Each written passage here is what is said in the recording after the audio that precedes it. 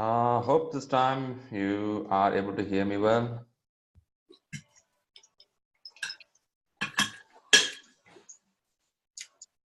There we go. Okay, yeah, here we go. Sorry for the disturbance happened for a few minutes. Not sure why. We had some bad volume around. Yep, and how was it? How was your last 2, 3 days, Steve and Eric? Pretty good, pretty good. Pretty good. Yeah, we are a little bit away from the subject for a while. I didn't bug you guys for a while. Okay. And how is it on learning side? You're able to look at some of the topics which we learned. I haven't done a whole hell of a Yeah, lot. you was able to look at a few of them. The book presentation, a little Okay. cumbersome sometimes. But Okay. That sounds good. Good. And when you say look at the books, can I assume you saw something on, say, stakeholder management, something on scope management? You were able to go to the particular knowledge area, or you went a very general topic? I did some stuff with the stakeholder management Okay. because it directly applies to my everyday job, but I didn't get to touch too many other subjects. I understand. I know it's a book bigger size. You can't read everything at one shot. I know. Right. I know. Good. You did that. Happy you were able to progress on that. Great. But I know Steve was a bit tied up with the work and other activities. Steve, can I assume you're not able to touch too much on the book side? I didn't do much at all. I was so freaking busy with work all of a sudden. I had that trip to San Antonio. I didn't find out until like 10. What was it? Like 10. It was 10 o'clock in the morning when I found out I had to go. So I had to book my flight, take a shower, drive an hour to the airport, catch a flight at 11:50. It's like I ran in and it was like I got there 5 minutes before they closed the damn doors. Steve, it looked like gone in 60 seconds. Yeah, exactly. You're chasing, huh? Yeah. So the end of my week was pretty hectic. Okay. So I may not ask more questions on you. I know it's not an easy thing. That's fine. Sometimes it goes like that. Okay. Yeah, that's a way we stretch ourselves, right? To be a leader or to be a manager in our job. Yeah, that's great. Okay, saying that, what we'll do is I'll just show what are things we learned in the last couple of sessions, like in the sense, what are the areas you covered, what we have to go forward. This will be the next batch of sessions which we're going to continue to complete the course. Of course, we should have crossed some huge amount of content, but in between we took a break where we couldn't proceed on. So we'll speed up the process. At the same time, the subject will be covered with the depth what we want. And what I'll do is I'll first show what all we did, so it'll help you to see. Okay, this is our stuff. So what I've seen so far is we have seen some of the basics of PMP, what it means. We learned it, and we learned there are some 10 knowledge areas. And we learned there are 5 process groups. Okay, this we learned. I'm saying the first step what we learned. And also we learned there are 49 processes. This we learned. Then we learned project manager role. Okay, these are some basic stuff we learned. After which we started learning stakeholder management. Then we spent some time on communication management. Fantastic. So we understood stakeholders are very important in an organization, and we understood they should be communicated consistently. That we learned through. Then we moved on to scope management. Okay, so it talks about the requirement of the project. What we want actually, what the actual customers expect from us. So we learned those factors. That's good.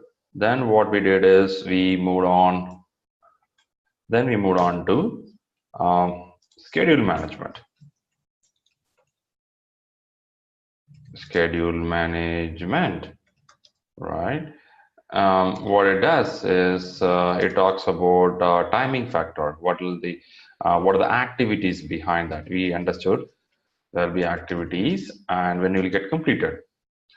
And also we learned through something on cost management. I think that's an area Steve missed out. So he's going to listen through the video recording what we have. So it's going to talk about budget of the project. So when you look at this, these three are very important. Which three are? In the sense, if you take these three are very important area. That is, we call them as a triple constraint. If you remember it really well, it talks about it talks about triple. If you remember it well, the first I was showing some constraints. So it will talk about triple. Right, triple constraints. Okay, so apart from this, we also have three more constraints, and those are the factors which talks about the risk management. Then we'll talk about resource management, and we talk about quality management. Okay, these are three more three more constraints which you're going to have. Now, so far we have learned the color which you see in blue as we have learned so far. And now today what we're going to learn is we're going to learn two more constraints which you call as resource management and quality management. As you cross through these triple constraints, those are the very major of the PMP which you have crossed through already. So here on it's going to be quite easy subjects. When I say quite easy, not much of calculations or not much of more mathematical formulas. It will be more of theoretical information which you have to learn through. Being a leader, being a manager, you should be aware of this content to proceed forward. So that we are going to see in resource management and quality management. We'll spend another next to 3.5 hours. To 4 hours, we'll focus on resource management, maximum 3.5 hours. So we'll quickly touch 1.5 hours in resource management. Next 1.5 hours will be quality management. In between, we'll have 10 to 15 minutes of break. So this is the plan. The plan sounds good. Shall we proceed in the way? Sounds good to me. Fantastic, fantastic, great. But Steve, I feel you missed out the cost management. I would recommend you to spend little time to recall in the recordings what you have. That will help you to get the knowledge of cost management. Yeah, I got to figure out how I view those. I'm not sure how I go back and view those. I went. Okay. I logged into my account, but I'm not sure where I go to view past videos. Sure. I would request to help. Ismart team will help you in the email what actually to be done. You will get the clarity, right? If not, also I will get the details and share with you. Okay, sounds good. Yep, because we have to focus on the examination as early. So it is good to look at the recordings and learn a little more. So we'll set the exam date and proceed towards it. Right. Saying that, we'll jump in. And before that,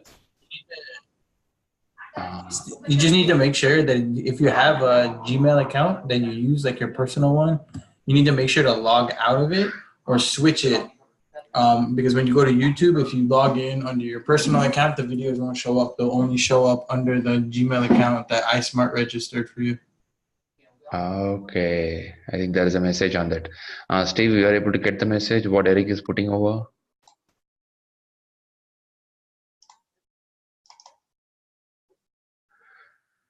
Steve, you got the message? I think Eric was giving some idea. I'll send it through. I'll send it through the WhatsApp group too. Right. Okay. Right. Good. That's fine. We'll carry on that part. By the way, I remember the last session I was giving a task which we can work it out. That is create WBS. By any chance you're able to try it out, Steve or Eric? By any chance? I got nowhere with that now. Okay. I saw the email, but I got nowhere with it. I understand. No props. So what I was trying to say the other day, I got some pieces for it. Or you tried out, Eric? Yeah, I tried to break it out into into the bullet trains, the actual deliverable, and then broke it out into fantastic the bigger parts like procurement, and then interior design, exterior design, and the like parts of the train itself. Okay. Sounds really good, Eric. That's a real positive move from your side. I appreciate it. So how do you felt when you want to divide into pieces and make into smaller packages? Was it an easy task, or was it something you have to think a lot? Well, I mean, it's you start out thinking like, oh, this is going to be really simple, and then you realize how many actual parts there are to everything, and and then you think one part is part of something, but then you need something else to get that in the first place, and then it's spider webs out from there. So it's it's a lot. Exactly, what you said is absolutely right. It's not just an easy task, and that's the reason the WBS is not done individually. It is done by a group of people. A team will work together. In a sense, WBS is very important of a project. Without a WBS, you may not able to move forward in your project. What I was showing other day is something like I took a project like a bullet train. This is how it is, right? It has something plan like it is a charter. We call this a project charter. A project charter is a very high level information about a project. So we have the project name, location, distance is here, and we also have the cost of the project and stakeholders. Everything is at very highest level. I cannot expect more details in a charter because charter is to give a authorized view of what actually we are going to do. And if you see the scope is only 4 lines. This is not sufficient to run a project. But however, I gave this information to make you to think more how a project can look like. I'm happy that Eric tried it out. Now, when you tried it out, it would have been dissecting or dividing into pieces. We call them as decomposition. You have to make into pieces, which is called as work packages. Now, when it is over the mouth, when you orally will tell that, it is very easy. We'll say that, man, you can divide into pieces. As Eric rightly said, when you start doing it, you'll be struggling there. How to make into the pieces what we want, right? So it's not that easy. When I say that easy, you may not know how to make it into the task level. You make a work, after which you put into work packages. After that, you have to further subdivide into tasks. Now, I want to show you a particular video which talks about how to come out of the WBS or what actual WBS it is. I have explained this in the second session itself, but however, I want to recall it because it is very important for a manager to be much aware of what WBS is all about, right? So what we'll do is I'll quickly show you a small short video which will explain you what is WBS all about, and from there we'll get to next level. So what I do, I have to share you computer audio. Okay, get ready to watch out this video of how WBS is done, so that will help you much more clear. WBS. A project charter has been approved, and you are assigned as a project manager. You have been discussing with your key stakeholder, collecting all requirement related to the project. You have defined the scope in detail along with your sponsor. Now, you have to create WBS along with your core team. WBS stands for Work Breakdown Structure, is the foundation of every project, because it defines in detail all the work necessary to accomplish a project's objectives. At the level 1 of a WBS, it describes the project name, and is reflected the objective of the project. Quickly, is Steve and Eric able to hear the audio of this video coming up? Oh yeah, it's fine. Okay, yeah. Please listen through. They're just giving idea. This is suitable for any project. I've done it early. I just want to show you again to recall it since we had 2 days of gap. A project objectives can be decomposed into several major deliverables at the level 2. get a major deliverable done, we need to accomplish all the deliverables within. The deliverables are written at the level 3. A deliverable, as an element of WBS, can be decomposed further, up to several child level. The lowest level of elements, in WBS hierarchical structure, are called work packages. For the software development project, mostly, the WBS stop at level 4. However, for a large construction project, the WBS can be developed up to 12 level. There are many approaches in developing WBS: component, phasing, functional use, geographical area, and many others. Component approach is considered as the best approach for physical output project, such as airplane, construction, and other. Basically, this approach based on the product breakdown structure. We see here a WBS in building a bicycle. A bicycle consists of several major parts: wheels, frame, gears, and accessory. We focus on one major part: wheels. Wheels consists of several subparts: rim, hub, spokes, and tires. That is components approach.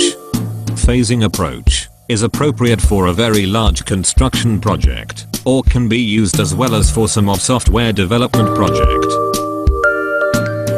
Functional use approach is suitable for constructing a process manufacturing, like petrochemical plant or cement plant. Geographical area approach is good for a project in a large area coverage. Of course, beside those approaches, there are many other approaches including combination of them in developing WBS.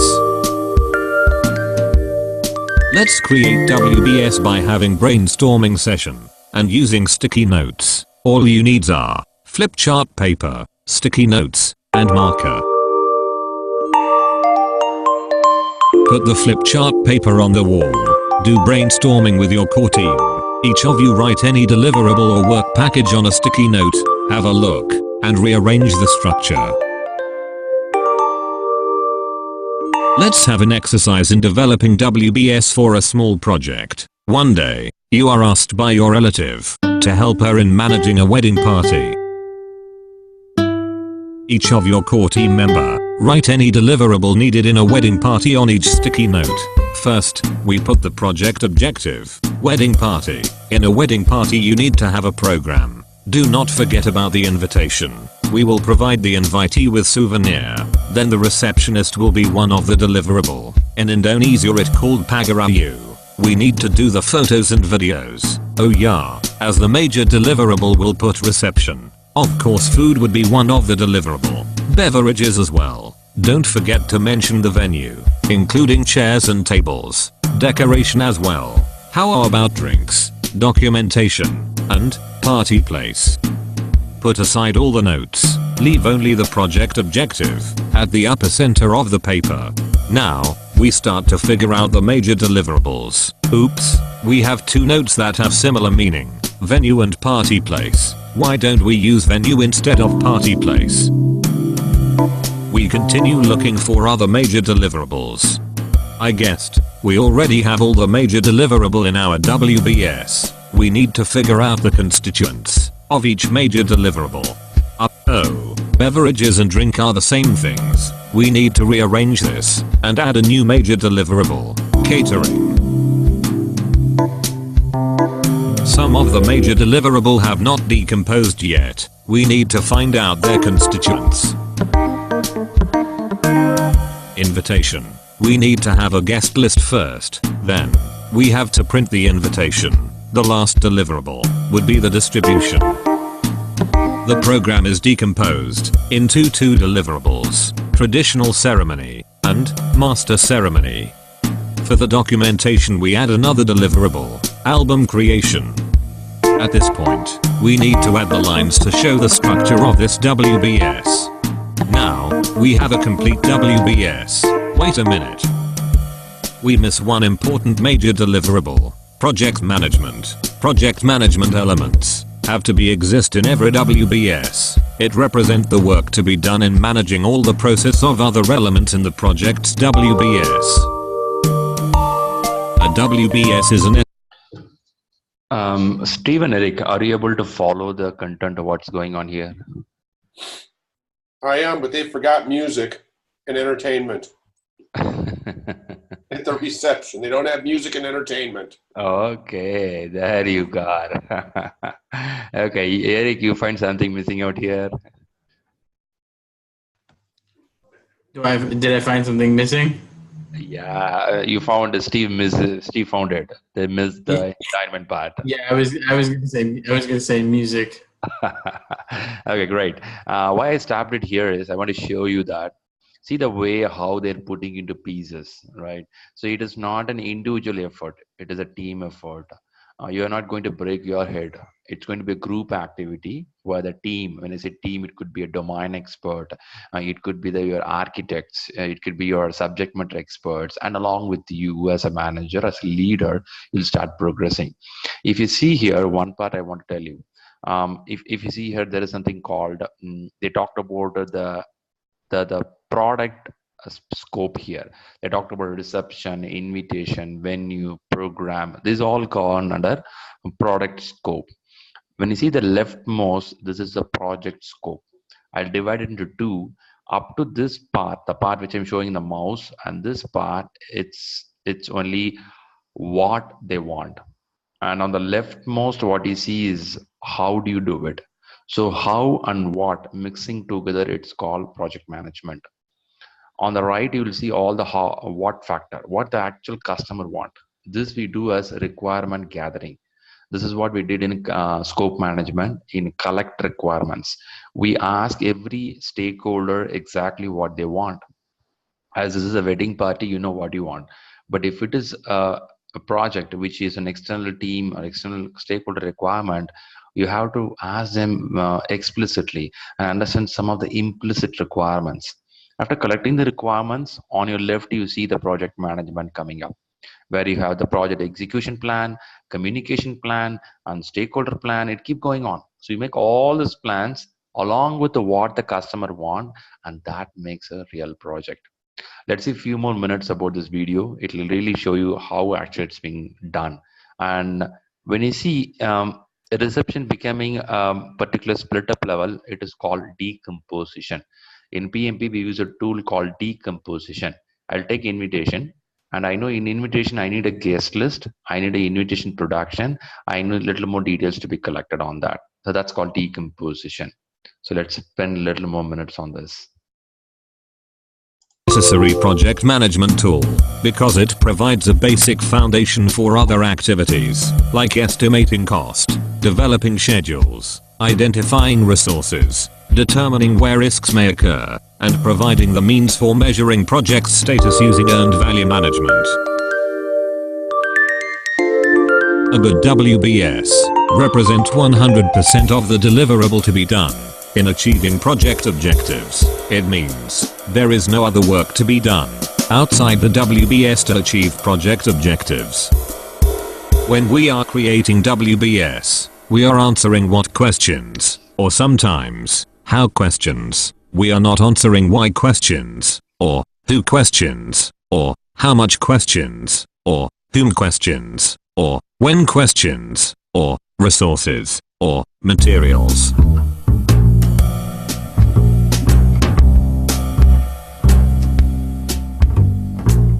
There are common practices in drawing lines in WBS. If you have enough room, then you can do like you create an organization chart. If you don't have enough room, then you do this. It is like a subfolder in many computer user interface.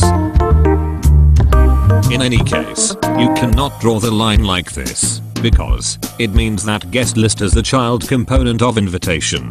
The invitation production is the child component of guest list, and then the distribution is the child component of the invitation production. In other words, component invitation is the great-grandfather of component distribution.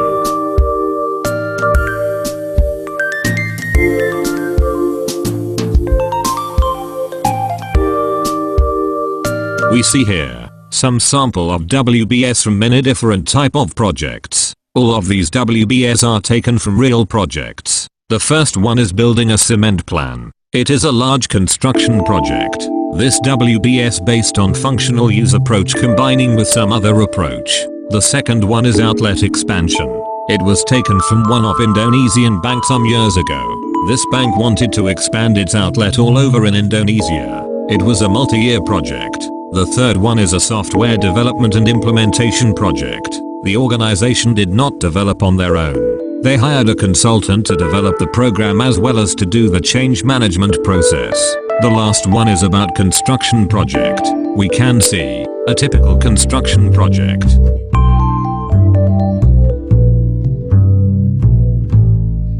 Some more tips in creating WBS. First, even though you are a good planner, don't do the WBS creation alone. You need to involve your core team in this process. There are many advantages by having your core team in creating WBS. Some of the advantages would be having various perspective of the project scope, as well as building a robust project team at the same time. Second, don't jump to scheduling software immediately in creating WBS. It could limit the creativity thinking and lead the team to overlook some of the necessary deliverables. Using sticky notes is much better. It stimulates collaboration process and gives the opportunity to have a helicopter view at the same time.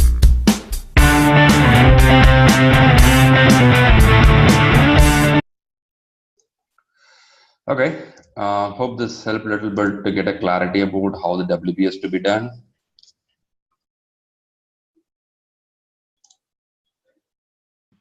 Yeah, that actually makes a lot of sense. That I don't know why, but that really just clarified it for me what that all was. That for some reason that just like clicked the light on. Yeah, that's why I gave a couple of days time to come back. I can show this video to you. It is because WBS is a very core of any project, and I want a person to learn and digest it before moving to the next level, because WBS is a core of any project. As you've seen through now, you know that it is not an individual effort, it is a team effort. Also, we understood that we have to decompose into pieces. But one thing missed out in the video is something, there is something called progressive elaboration. What it means, you may not have every project detail in detail to talk about at the lowest level. Certain things may not be clear, like Steve brought out about entertainment. But still you're not clear in entertainment what you want to do. You want to do a live music, or you want to do a magical show, or you want to have a kids play area, or you want to do some kind of other sport activities. You're not clear about it. So what you do is you'll hold entertainment as one of the toppest level of the package or toppest level of scope, but you may not have the down level. So what you do is you'll hold it on. You may not have 100% of information at the beginning of the project. As you progress deep inside, you start seeing more information. So that's called progressive elaboration, right? That's it. I feel now you feel little comfort about the WBS, and as you feel that, I want to take you to the next level where we got a little more easy subjects for you. What are we going to see today? Today we're going to see the resource management. We are going to see quality management. Two knowledge areas we're going to watch out. So this is purely on theoretical information, and in resource management, you're going to talk about how much of resources needed for a particular work in the sense of particular activity. So last a few sessions, we learned scope management. We understood what is requirement is all about. And also when we did that, we learned something on that will be called as WBS that came here. So WBS happened here where you learned work breakdown structure is here. And after learning this, from the WBS, we understood that there is something called work package. From here, we had something called work package. That is the lowest level in WBS. A work package can be, as you saw in the diagram, it can be a wedding invitation, or if it is software, create a database, or it is a construction, go and create a pillar for a bridge construction. So that's going to be a work package. A work package can be further subdivided. That will happen in schedule management. How we do it? In schedule management, a work package will be further subdivided into activities. right? So activities is the lowest level of particular task. So now once you have the activities, that's a stage where you start working out on three things. What you do is you do three packets here. I'll tell you what are they. From the activity you'll do three things. What are they? One is you work out on cost of the particular activity, then you work out on schedule of the activity, and then you work out on resource of the activity. So what I'm going to do here, so for an activity we'll find the three factors. I'll reiterate now. There is a WBS which, as you saw in the video, you will subdivide, you call decomposition, and you make it as a work package. Now, a work package is it's a module level. It's a bit higher level where you can't do the estimation, where I can't give to my team. So what we do, we make a work package into further subdivider, which is called as activities. Activities could be of a lowest level. What you do now, take the activities. You use a methodology. I'll show what are the methodologies, and use that, and you do three estimations. One is you do costing, you do scheduling, and you do resource factors.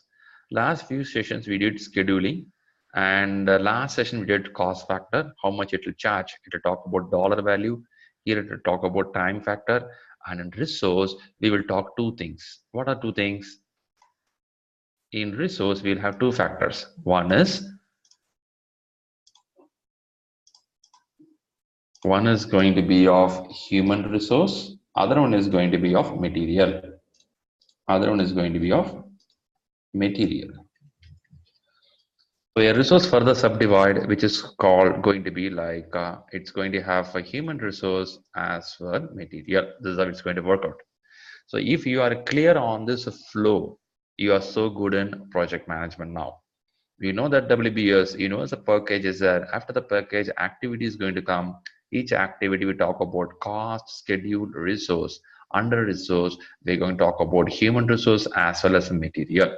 So now we are going to start learning the resource management, how we are going to acquire the resource for the project, how we are going to get the material for the project, and that will be learned here in resource management. And later on, last some time we'll spend on quality management. It's a literally smaller subject, but still we'll learn what we mean by quality in a project. That we'll learn through. Now, as a manager, as a leader, you are expected to have a visibility of what is the all project all about, and what is the expectations here on what's the expectation is here on cost management, schedule management, and resource management. And also you should understand how much of resources expected to complete the project based on the cost and time fit availability for us, right? That's what we're going to learn through. Now let's slowly move inside. In a sense, I will take you to resource management. Okay, here we go. Right, yeah. Okay, first I take you to this place. I think I have a tradition of following that, showing a 49 process sheet, and then take you further deep inside. So I believe you remember this sheet, and this sheet talks about 49 processes. In this 49 processes, today we're going to learn about this knowledge area called as resource management. If you see here, you will have a planned resource management and estimate activity resource. This sentence has a meaning, estimate activity resource. So for each activity, how much of resource is needed? That's what being explained here. If you watch out, you will have here estimate activity duration. You understood how much it will time take for each activity. Here we did estimate cost. For each activity, how much of time, money it will take on, how much dollar do you have to spend out. Here you're going to find estimate activity resource. This is nothing but a couple of minutes I showed you. Each activity will have three estimation. One is on duration, other one is on cost, third is on resources. As we learn these two, we're going to learn the activity resource. We were using a methodology there. We used some methodology called as, if you remember it well, we used analogous estimation. Then we used parametric estimation. Then we use 3-point estimation. Then we use bottom up. By any chance, you remember this 4 estimation, Steve and Eric? Somewhere you saw these estimations which we are talking about it. Yes, the analogous was based upon previous projects of the same type. Oh my God, you remember it. Okay, that's amazing. Parametric. Parametric. How do they do the parametric again? I'll help you out. You take the historical record and again add your parameters. In a sense, if in case a project is of, let's say, I was talking about bridge construction in New York City. So now they want to do the construction activity. They look at the construction happen in California.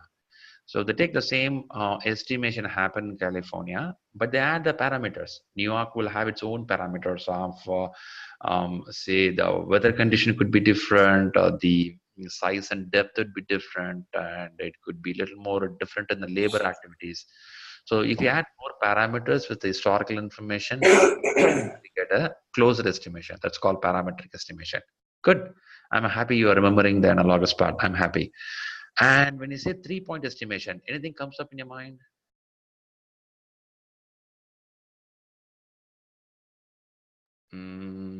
Something you remember on optimistic, pessimistic, most likely? Optimistic, most likely, and yeah, what was it? Realistic, I think.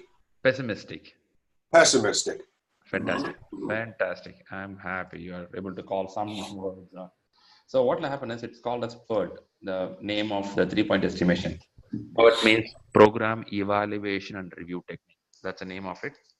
And if you see here, it uses a formula like optimistic plus most likely plus pessimistic divided by, it's called triangular distribution.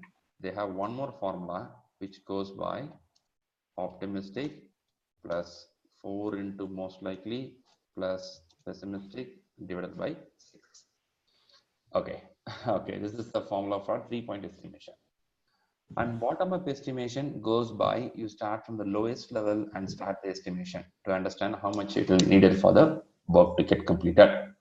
Now, after repeating all this stuff, what I'm going to do here is you will have these informations. Let me clear it off. Okay. Okay, in this activity, you're going to do again activity for resource, each resource, each activity, how much of resource is expected. So for activity calculation for resources, we'll use 3 methodology. What are the methodology you're going to use? Analogous, and we're going to use parametric, and you're going to use bottom up, but not 3-point estimation, bottom up. These 3 estimation techniques will be used for this particular process, right? So we did the same for estimate cost, we did the same for duration, but only thing is for these 2 guys, we added something called 3-point estimation, that is PERT methodology being used. But for the resource, we may not use the PERT, but we use only analogous, parametric, and bottom-up estimation. So now let's get inside and see how the resource management is planned. How do you going to use this 3 methodology to calculate the resources? After calculating, we have to understand 3 important information here. How you acquire the resource, how you develop the team, how you manage the team. These are purely people factor, which you may be highly aware of it. So we'll just read through and understand what it is. And then we have controlled resource. What we mean by control? As you know how much of material is needed for a project, as you know how much of human resource needed for the project, but it may not stay the same. It may be fluctuating. In the initial stage of the project, you would have thought 15 human resources is enough for your project. As you started progressing, you may understand that 15 is not sufficient. You need another 15 resources, right? Or it could be materials. You bought a set of computers. You bought some set of cement, steel, or machine to do some activities. But later you find that's not sufficient. You need more or you need less. And that will be taken care in controlled resource. Your audio is fading in and out.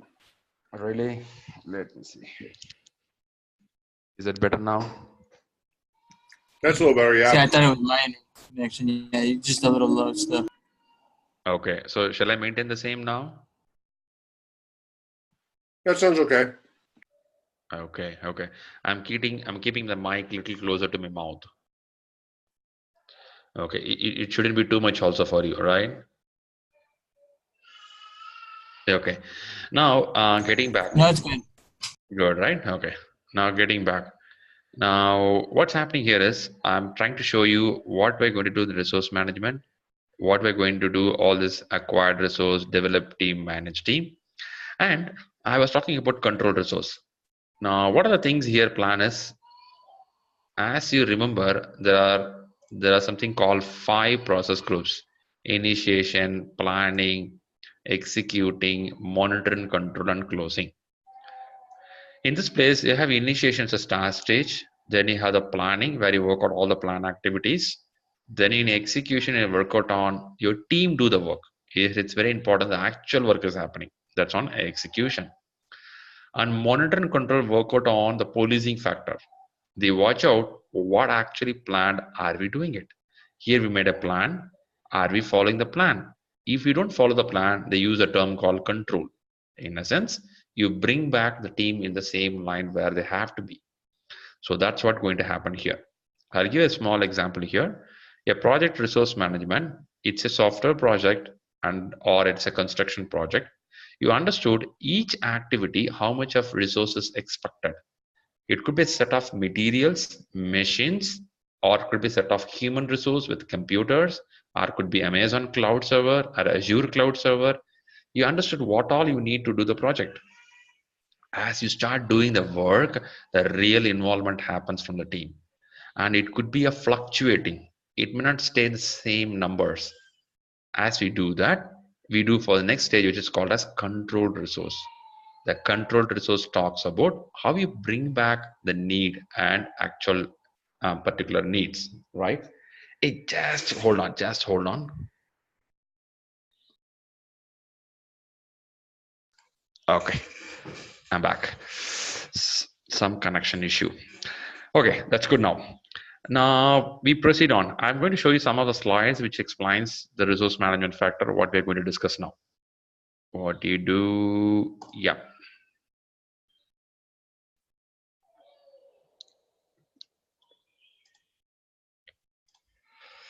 Here it goes. So we have the resource management plan, one of the processes. I think you've seen it a couple of sessions that whenever we talk about a process, out of 49 processes, it'll have set of inputs, it'll have set of tools and techniques, and it'll have set of outputs. And in that, I have marked certain thing in red color to make it show you that these are very important in this particular screen. And we have a scope baseline, and we have a project schedule where it helps us to make a plan how much of resource we needed. So what we're going to do is we're going to plan the resource management. And this resource management plan talks about you have a charter which is at the very highest level, which is shows something like a bullet train. In a bullet train, you have a high level of information, what do you want for the project. And that I take into consideration. I take the scope baseline. I have said earlier, baseline means it's a mutual agreed detail between you and the key stakeholders, that is the sponsors, or it could be a team technical head in your particular project. And also you have the project schedule. The schedule talks about the timeline when you want to execute this project. Taking this consideration, now you take a tools. A tools could be of responsibility assignment matrix. If you heard about it, is something called RACI matrix. RACI. Have you ever seen this matrix before? RACI? Steven, Eric, any idea you heard about RACI matrix? No. No. Okay. It talks about responsible, accountable, consult, and inform. I'll show a chart now. Responsible, accountable, consult, and inform. We have to create such a matrix in our team to understand who will take the key responsibility of the project, right? So that will be here. And we talk about organizational theory, and it talks about how to handle the team effectively, how to keep the human resource intact. So that will be discussed, and that creates a resource management plan. Plan here is how I'm going to manage this factor. Whenever you see a word plan, it means how it's going to be done. You even have a team charter, how the team will be progressing, what is the team dynamics going to be, and this will be mine here. I'll take to the next one. Sorry. I was talking about RAISY chart. RAISY chart talks about responsible, accountable, consulted, informed. What it mean? If you see here, these are a list of activities. You have to create a project plan. You have to do a test plan. You have to make a design. You have to make a team building. You have to make customer activities. Now, these are the activities. Now, I should know who takes which responsibility. If you see here, John is here, Chris, Sally, Ting. Now, John is accountable for project plan, whereas Chris is responsible for it. Sally is also responsible. Ting is also responsible. Now, there is a difference between accountability and responsibility, in the sense responsible. The same way, some of the tasks, John is only to be consulted. You can't disturb them much. You have to consult him. But Sally is highly accountable on that particular activity. So something like this, we should have a chart in our table with our team or with our key stakeholders. Why so? Because this is a driving factor to take the project forward. As you know clearly who is doing what, it is so much easy to do it. I see many of the managers, many of the leaders have a tough time where they don't do this. What will happen if you don't do this? What will happen is, in the sense, if there is a particular task, design is coming, you will be approaching John to do the work. But John is to be only consulted. But by mistake, you will think John is accountable. But actual accountable here is Ting. You have to approach a Ting to make it happen, or you have to approach a Sally to do it. But if you see Chris, Chris is to be only informed. And this is a mistake happens in the project. Since we don't know who is going to play which role, and we will be chasing everyone in a different and wrong timeline. And that will derail the project. As we know clearly on the RAISY matrix, who is doing what, who is responsible for what action, it's going to be clear, smooth enough to take the project forward. This is one important benefit of RAISY chart. Okay, it's again showing you a chart very clear enough. It's also called responsibility assignment matrix, which falls under RACI, RACI, responsibility assignment matrix. They call it as a RAM. So that's again very important matrix. There is something called a resource histogram. I believe you would have seen it. It talks about the requirement availability. In a sense, resource histogram are used to represent the resource required through the life of the project. In a sense, if you see quarter one, quarter two, quarter three, how much of resource available at what timeline? So that will be represented. Again, it is a representation of resource. Now you know the plan. You know the how to handle the resources. Now you have to estimate the resource. When I say estimate, you should know how much of resource you expect, how much of resource you need. Now how to do that? So you have something called activity list. You have something called activity list, which is going to help you. In a sense, if you see here, the activity list will have list of activities. I was talking about WBS, work package. Under package, you'll have list of activities. Only when I know the activities, only when I know the calendar's availability. If I open my project, I will see all my resources, their vacation plans, their availability, their technical factors.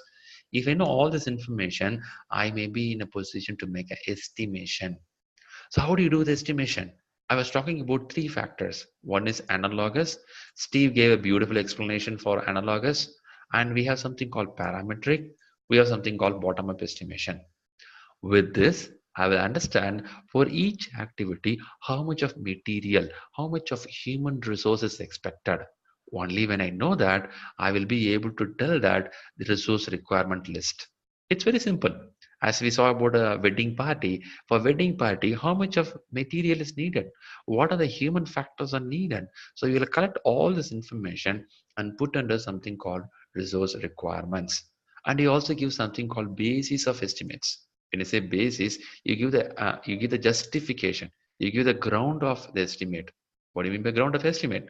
You'll tell that if I say 10 resources expected, I'll give justification why I expect 10 resources, why I expect particular machines, particular material that is needed. And why it is needed? It is because your sponsors won't give the money just like that. Your sponsors will not approve it just like that. You have to justify why we need it. In fact, for your team itself, it's very important to understand what and why we need this particular purpose resources. And then we come with the resource breakdown structure, the structure which shows the hierarchical picture of what all resource needed in which position. I believe I have a diagram for you on that. Here it goes. So it's called resource breakdown structure. Where I have a project, you have a personal, you have a material, you have equipment. In personal, you have a role. You'll have a manager, lead, architect. And if you go there, you have a developer, worker. It could be construction worker. You go to the levels. If you come to the material, you talk about computers, you talk about metal, you talk about steel, you talk about cements, what grade you want, grade 1, grade 2, grade 3, what level you want. Equipments, you talk about machines. So for a project, what all is needed? It could be a material as well as human resource. That's called breakdown structure. It's called as resource breakdown structure. I took this image from a PMBOK book, so you can also see that from your book. After getting that, you have to now acquire the resource. See, I'll come back, roll back a little and tell you, we have made an estimation of how much of resources needed, right? I showed something here is resource requirement. You know how much is needed now. As you know how much is needed, when the project is going to begin, you'd start collecting it. What do you mean by collecting? That is nothing but acquiring. I'll come here. When I say acquiring, the word acquire used to find out how much or how we are going to take the resource what you want. So you have the resource management plan, you have the procurement management plan. I'll talk that later a bit tomorrow. Procurement is going to talk about the third party, that is a vendoring. See, you may not able to get every resource as you have. Sometimes you have to go to third party vendor and take the resource as you want. For example, there is a machine for bookline to make a ditch or 10 foot down. You want to buy some machines. Now you decide whether to buy or rent it out. So I can go and rent it out because buying is very expensive. So what I do, I make a deal with a third party, telling them that, guys, I want this machine for next 70 days and I'll use it for these many hours. I'll pay rent for you. So that's procurement part. So what I am trying to say here is acquire resource doesn't mean that you have to buy everything on your own. Certain things can be rented out. We can use it out. For example, the Zoom, what you hear here, it's a paid version for it. So they pay for the Zoom where we utilize it for our project. Take our project as the PMP class session, which is going for a couple of days or going to for a week or more than that. And in this particular project duration, certain things we have it on our own, certain things we rent it out from the vendor. One of the vendor for us is Zoom is our vendor. So we pay some money to Zoom and you get the product and utilize it as and when you need it, right? So that's going to be procurement part.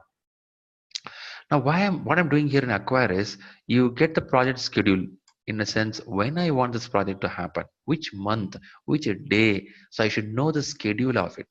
Without knowing the schedule, if I'm going to acquire something, it will not be beneficial to me. I should have the timeline with me. I should have the detail with me, right? And also I should have the resource calendar. Resource calendar talks about when Eric is available for the project, when Steve will be available for the project. I should know the resource timeline, their vacation plans, so I can plan exactly. So now also we have the stakeholder register. The stakeholder register talks about your key stakeholders, your sponsors. I should know who all involved in the project. Ideally, in acquire resource, we take the plans, we start collecting the details. When I say collecting the details, when a project comes to us, sometimes it could be pre-assigned project. When I say pre-assigned, a project will be given to you with a set of resources, set of materials or human resource. It can be both. So that can be possible. There is something called virtual team. I believe Eric should be much aware of virtual team. Eric, have you worked with virtual team?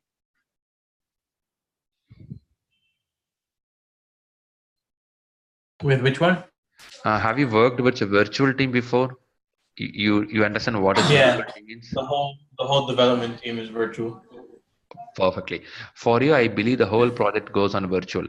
I believe Steve also same way. Steve, you have worked with the virtual. Is that Yeah. correct? Mm-hmm. Virtual. Yeah. Virtual teams? Yeah. Any clue what virtual team would be?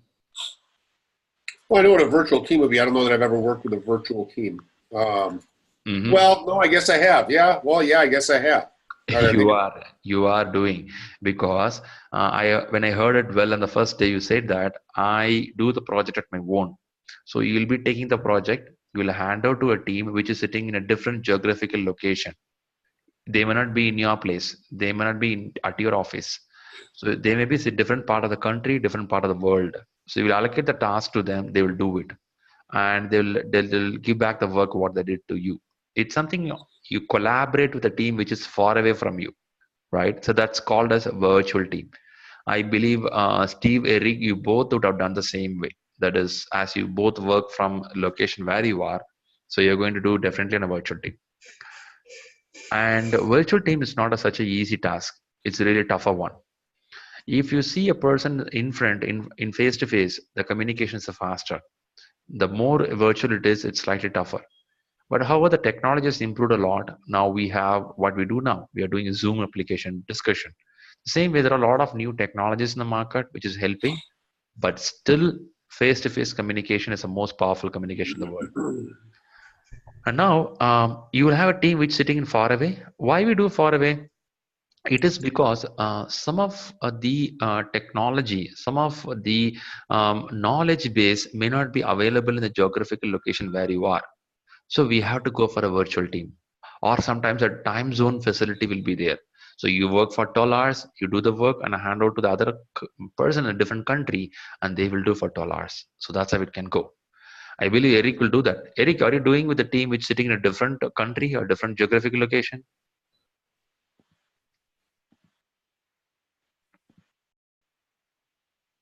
Yes, both.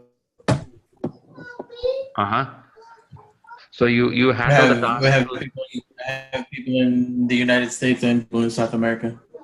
Oh, okay, okay. You do the task and hand it to a different team, and they will do it when you are sleeping. Is that correct?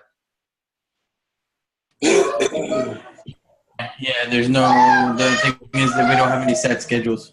So yeah, Okay, it could be when I'm okay, sleeping. okay. We could be working asynchronous. It depends on the Right, business. right. Okay, right. Now, how about you, Steve? You do allocate certain tasks to the people in different part and geographical location, and they do it for you. Um,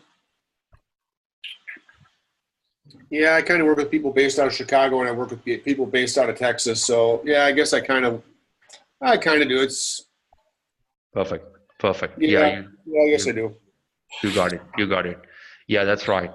So that's pretty much of acquire the resource. So you cannot expect every resource will sit next to you. Some will be far, some may be closer. But idea here is you need to get the resource as you need for the project. As you be a leader, as you're being a manager, you are responsible to collect the needed resources for your project. You cannot expect someone will do that. Every organization will have a HR department that is called as human resource department, and that department is responsible to guide you to do things, but they may not do everything. But as a manager, we are responsible to know what is suitable for us. If I ask a particular human resource, I should know clearly for this project A, I need a resource with a knowledge of X. I should be very clear about it. If we are not clear, you get any resource which is available in the market, which will be a bad choice or could be a derail the project. So you should be very careful enough choosing the project material as well the human resource. When you do that, that become the physical resource assignment. You start assigning the resources to your project, and you have a team assignments. You start allocating the task, and also you do the resource calendar. So if you see here, there will be a resource calendar coming in and getting updated here. What it means is earlier Eric was not having task. Now Eric would be added with the task, or Steve will be added with the task. Now, point here is when you do the acquire resource, you collect the list of resource needed and start allocating the resources. If you have heard or seen about it, there is something called project calendar and something called resource calendar. A project calendar will go week wise. The same way resource calendar will go by week wise, but you start allocating the people who will do what, when they will do it. They start getting allocated. And this is very must for a project to move forward. After allocating the resources, now it is going to be of develop the team. If you see the word here, they use the word team. The moment you start seeing the team, it is purely of human resource. So we are not going to talk about material now. Human resource factor. See the previous slide when I showed you, it was talking about acquire the resource. Okay. I was talking here acquire the resource. When I say acquire resource, the resource goes for both human resource and material. That's why we start about pre-assignment, virtual team, all mixed up it came up.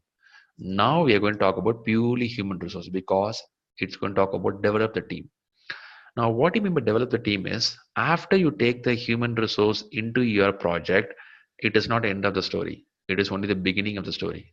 In a sense, the human resource is a very complicated resource to handle in the world. You can handle the robot, you can handle the supercomputer, you can handle anything in the world. But the human resource is a very, very complicated resource to handle. If you remember, the first day I was talking about something called talent triangle, right? There is something called a talent triangle. In talent triangle, I was talking three factors. One is a manager is good when he learns business strategy, okay, as a good on learning on technology, and third one on leadership. This three is called as talent triangle in PMP. Business strategy should be aware of, technology should be aware of, and leadership. I see most of the managers somewhat good here. Number one, they learn the business strategy. They read through the company strategy and get to know what the company is doing. They're good in technology also. They're able to sit and read the books, listen through audios. They're good, but they struggle a lot in this place, which is called as leadership, because leadership is purely of human factor. You should know how to handle the human factor. But human factor is something you can read in the book, but when you handle it, it is really different. In a way, each human has a different way of looking at the things. So it is not that easy to say that one solution will fit for all. Now, that human factor is what being explained in this developed team. You know the resource management plan, you know the project team assignments, you know the resource calendar, their availability. Now you have to put in a packet to make sure everybody work towards a common goal. How to do it? Use variety of methodologies. You do the co-location. I was talking about virtual team. The opposite of virtual team is co-location. You bring everyone together in the same place so that the work moves faster. Also, you have a chance of using virtual team. You have to use the efficient communication technology, and you keep using the interpersonal skills. I was keep repeating on interpersonal and team skills.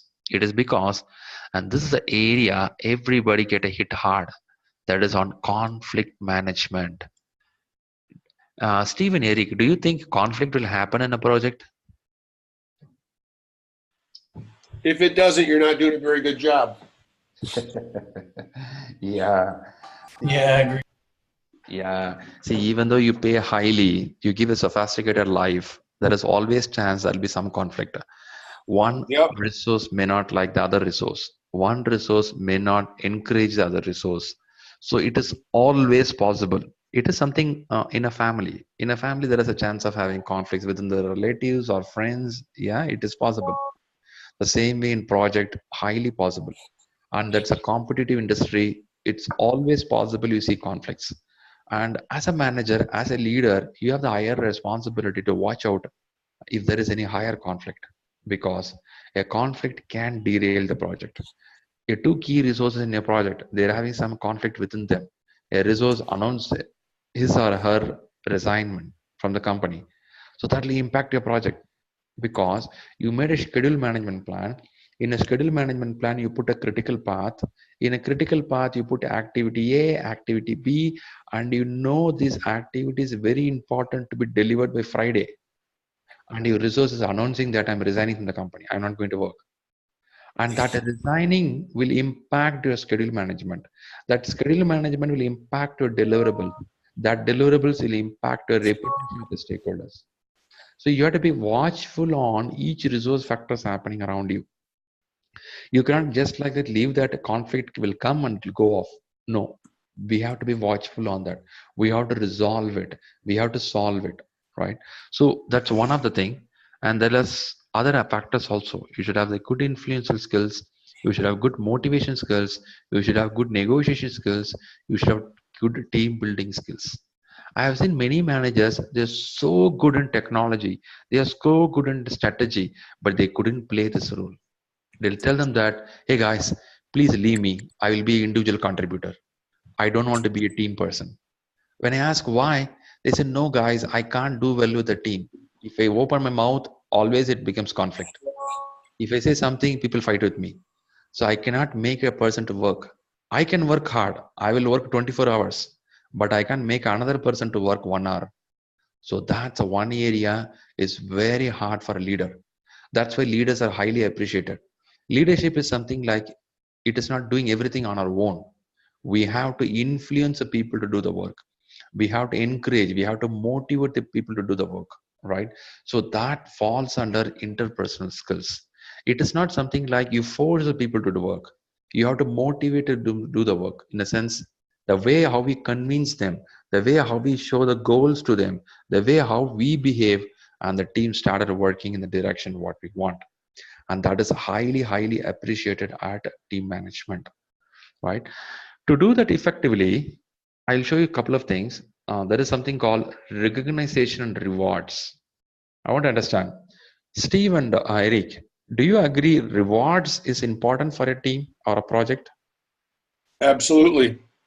Okay, okay. And do you see rewards as only the monetary benefit or something beyond that? I think it goes beyond monetary. Fantastic, fantastic. You're on track. Yes, Yeah. I used to strongly believe, but some people believe that rewards means giving some dollars or giving some value. I would say that giving a thanks to a person is a reward. Appreciating the team member in front of everyone is a reward, Absolutely. right? So when someone does a good job and you tell them, hey, Eric, you did a fantastic job. So now what happens is that gives a moral support, that gives a motivation that, yes, I am being encouraged, I am being rewarded. And this is a very important skill of a leadership, but it should be a genuine appreciation. If it is a fake appreciation, it will fade out within a couple of weeks and people realize it. And it should be very genuine feedback. It should be very genuine appreciation at the right moment, at the right conference or right forum. And when it is done, I'll tell you, people will start following you madly. And another thing is there, when you reward a wrong person, that will demotivate the team. There is always possibility I've seen in the team. There are some good close guys for a manager or a leader, and these close guys are being appreciated at the wrong forum, and that will demotivate a hard working person. A good working person will resign from the company when they see a wrong person being awarded. So as a leader, we should be always watchful. What is the scale of recognition? What is the scale of a rewarding system or awarding system? The system should be very clear. In a sense, only when a person reaches a scale of 9, an award will be given. A person reaching a scale of 6 will not be given. We should be very clear on that. Only when you set a clear scale of award reward system, people start trying, working hard to get the scale of 9. The scale of 9 should be really tough, at the same time achievable. It should not be too much of high, so nobody will try it. It should be reachable. At the same time, it will make a talented person to come up. And that's very important. If you really don't find a fit person for that year, don't give award to anybody. Give only award when it is deserved. And why I'm spending time on rewards is reward system is very important because human being love appreciation. Human being at any level, it could be any most level, a person loves appreciation. So appreciation should be given at the right time, right? That's one of the key factor. The next key factor is on training. Now, you acquire a team, and the team resources are highly qualified. This guy come from Harvard University or come from a topmost university, or highly prepared, ready. But still, when the person comes to the project, the person may not fit in the project, may not have the skill what you need for the project. Now we have to have a plan how to train this resource so that the resource fit into the work what we want. The person may be highly qualified from the different university, but that university doesn't teach about your project. So now we have to teach about the project, explain about the project, make them capable for the project. That gives a confidence for the team member to stay with you. The more you educate the team, the better the project happens. The better the project happens, the better the rewards you give to the team. The better you give the rewards to the team, they feel happy and comfortable staying in the project. The end goal is they're going to give a MVP. MVP is minimum viable product. That is usable, so good quality product to the customer. Now, why develop team is very important is even though you have a great cost management plan, schedule management plan, scope plan, you have all the plans. Who will do the plans? Only this human being is going to do the plans. If we don't have an effective team with us, whatever master plan you have in the world will not move forward. So the leadership is very important for a person to drive in front, right? So that makes you to work towards a goal what a customer is looking out for. That's why some of the companies spend huge amount of money, huge amount of time on resource factor. It is because this is a human being which is going to execute the plan what we made. And that's going to be a good team performance, as I talking about. And you have some of the change requests coming up. If you remember well, I was talking about change requests into few areas. A change can be of product change or it will be a process change. In this place, it will become a process change. What is a process?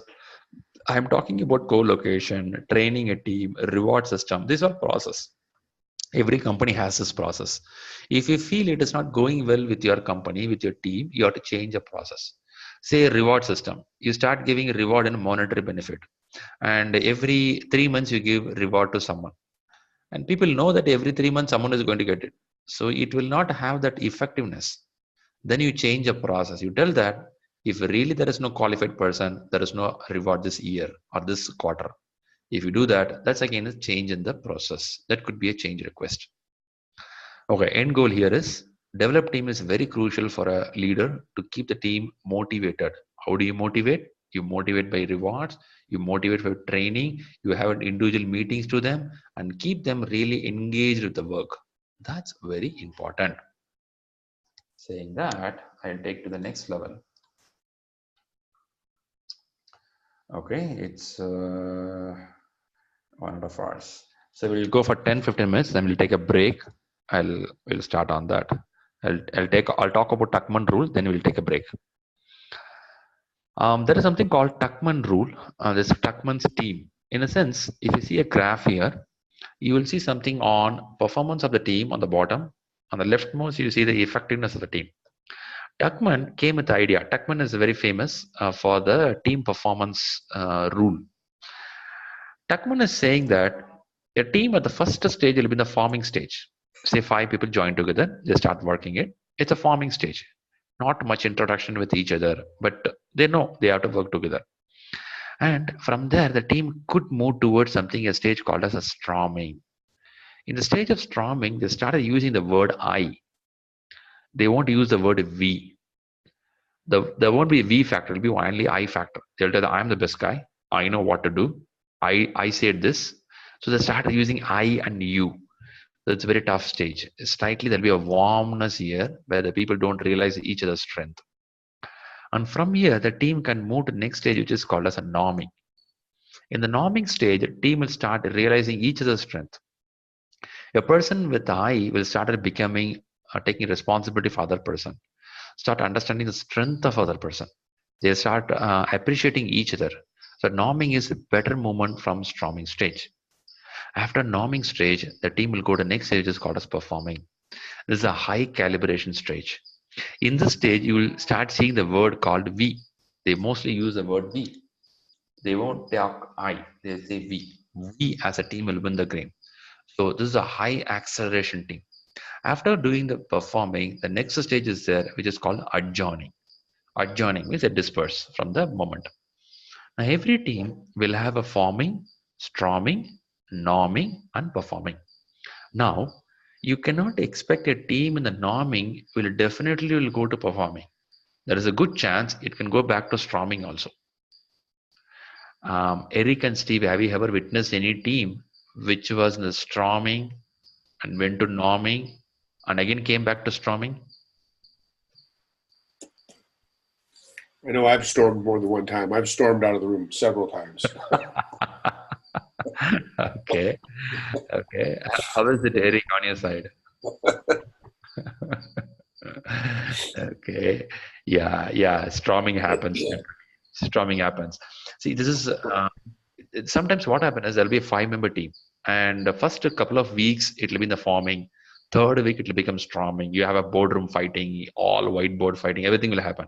After some time, you start realizing each other's strength. You start appreciating other person's strength. That becomes a norming. Even though the team is a norming stage, it is about to get to performing stage. They will newly introduce a sixth person in your team. A new person will come to your team. The moment a new person comes to the team can go back to storming also. That is a possibility. Because a new person coming in can introduce new more principles, new more thought process that can even break the grip what the team had. They may not get into full team. And there is a possibility a team which is in a performing stage can go back to storming. That's why if you watch the football match, they will have a team. And this team will start winning the league matches. The moment they start winning more good league matches, they'll use the same team proceeding forward to quarterfinals, semifinals, and finals. They will not change the team structure. Even though there is some couple of bad players will be in the team. I'll tell you, out of 10, 11 members, you'll have at least one or two bad players. But still, the team will proceed further to the quarterfinals and could be the finals. The primary reason is they don't swap the bad players because if you swap the bad players with the new players, there is a good chance a performing team can come to storming team because human beings are so sensitive. You have to be very careful on it. Even though they don't perform well, they have to be as a team. If you remove one player from the team will get collapsed. So that's why the coach will keep the same team moving forward. And now, why it's being explained to us is you being a leader, you being a manager, you should be watchful on the team how they're performing. Even though you have two resources reporting to you, you have to watch out: are they in performing, are they in norming, are they in storming stage? Based on the stages, you have to try to utilize your interpersonal skills to make the team to come back to performing stage. The team which stays a longer duration in performing stage, the better successful the project is. So you have to try to keep this team in the performing stage all the time. As I'm hearing from Steve, most of the time it was in a storming stage. It is healthy to be storming as well because good questions will be raised in a storming stage. Good particular conflicts will happen, which is healthy for the project. But too much is also troublesome. You have to watch out on that. I believe you both got what it means by Tuckman rule. Mhm. So with this, what we'll do is we'll take a 10 minutes break. Will that be good for you?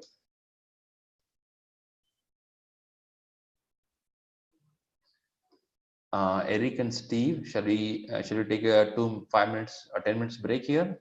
Yeah, that works for me. Okay, let's take 10 minutes break. Yeah, we'll come back again and start on the process. Right, thank you.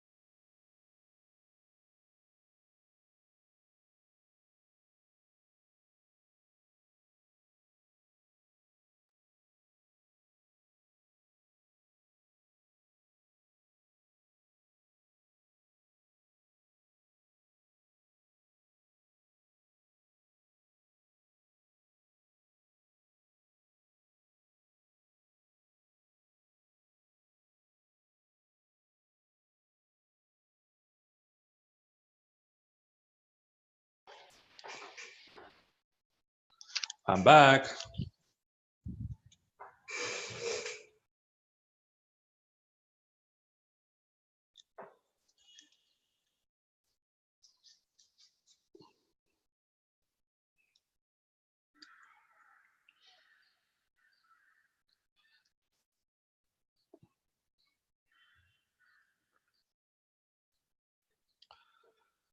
Do, do, do.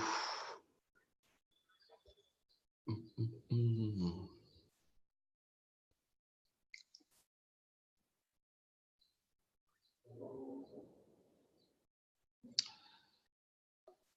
Steve and Eric, if you are back, just buzz me.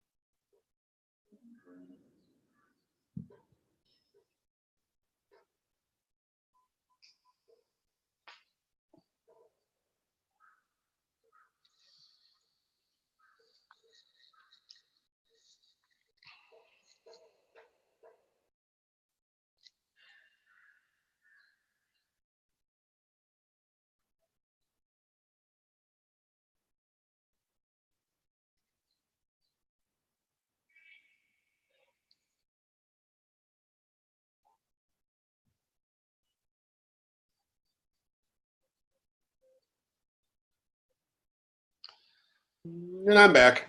Oh, welcome, Steve. Eric, you're good?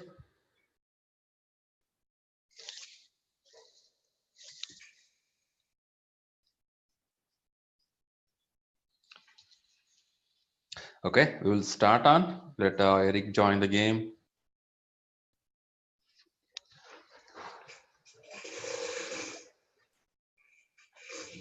Okay. Just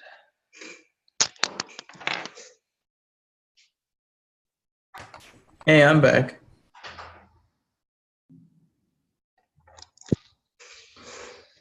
fine. Let's keep moving on. So we are talking about resource management. In resource management, we're talking about how we develop the team. Now we have to see how you're going to manage the team. Before that, we were seeing something on Tuckman rule. After Tuckman rule, I'm going to talk about manage the team. Again, it talks about purely of people factors. And when you say manage the team, the earlier one is on develop the team. You educate them, you bring them to the level of training, you give rewards, you give recognition, you keep them. You're developing them in a way, grooming them in a way how it helps the project to move forward. There is something called manage the team. There is a difference between develop and manage. Develop is you are bringing up them. Manages, there is always a good chance of having one word which is called as conflict. So this keep happening in the team, and you will be in a position to influence them. There is a higher possibility that a team may not be motivated. Team may not have the vision in their mind towards the goal of the organization, goal of the project. As a leader, you are responsible to have the conflict management skills, responsible have the emotional intelligence. It's very important. And I keep seeing with many of the leaders and managers, sometimes I lack this emotional intelligence. If we don't have the emotional balance with our team, it's going to be tougher to handle. When there is a worse situation in your team, you may not be in the group and cry with them or worry with them. We should be able to stand out and give a decision, stand out and make a team to move forward, right? Happy scenario, yes, everybody is going to be happy. When there's a tough scenario, that's where the leadership gets highlighted. A leader is a person can see something different from other person. So you're able to stand in front of them and tell that guys, situation is bad, but still I have a path. So that kind of a balance should be within us. You should have a sharp decision making skills within us and leadership abilities. Now the question can come, how can I learn all these things? It's not such a hard thing. Everybody have this skill from our childhood. When you're at the age of 3 or 4 or 10, you keep doing multiple decisions. Without your decisions, you're not here. You made a lot of decisions. But when it comes to make a decision for the whole group of people or a huge amount of money, sometimes we hesitate it. And that hesitation puts us down. As a leader, we have to take decisions, some calculated decisions. Some of the decisions will be very risky, but still we have to do it. But without a decision, we cannot move forward. Now that decision making is very crucial for a leadership level. Now, why we talk all this information is, when you are in a project, there is a good chance of having issues. Issues means it's purely of a human factor. It could be an issue between your team member, or could be a sponsor, or could be a key stakeholder. One or other issue will keep popping up in the project. We should keep track of the list of issues happening, and we have to keep track of how to resolve these issues or conflicts within the team. Now, whenever you come to this place, you also have the reports with you. When I say reports, it talks about KPIs of your organization, key performance indicators, which shows how your team is performing. When you know how the team is performing, it is good for you to use the interpersonal skills, to influence them, to negotiate with them, to have a better communication with them. How do you do that? You use PMIS. PMIS means Project Management Information System, which can be of emailing, which can be of some tools, which can be of some Excel sheet. It can be any form. The point here is you should have a centralized system to manage the things. Now, you take all the scenarios happening in your project, you take the issues, you use good interpersonal skills, and you start helping your team do better work.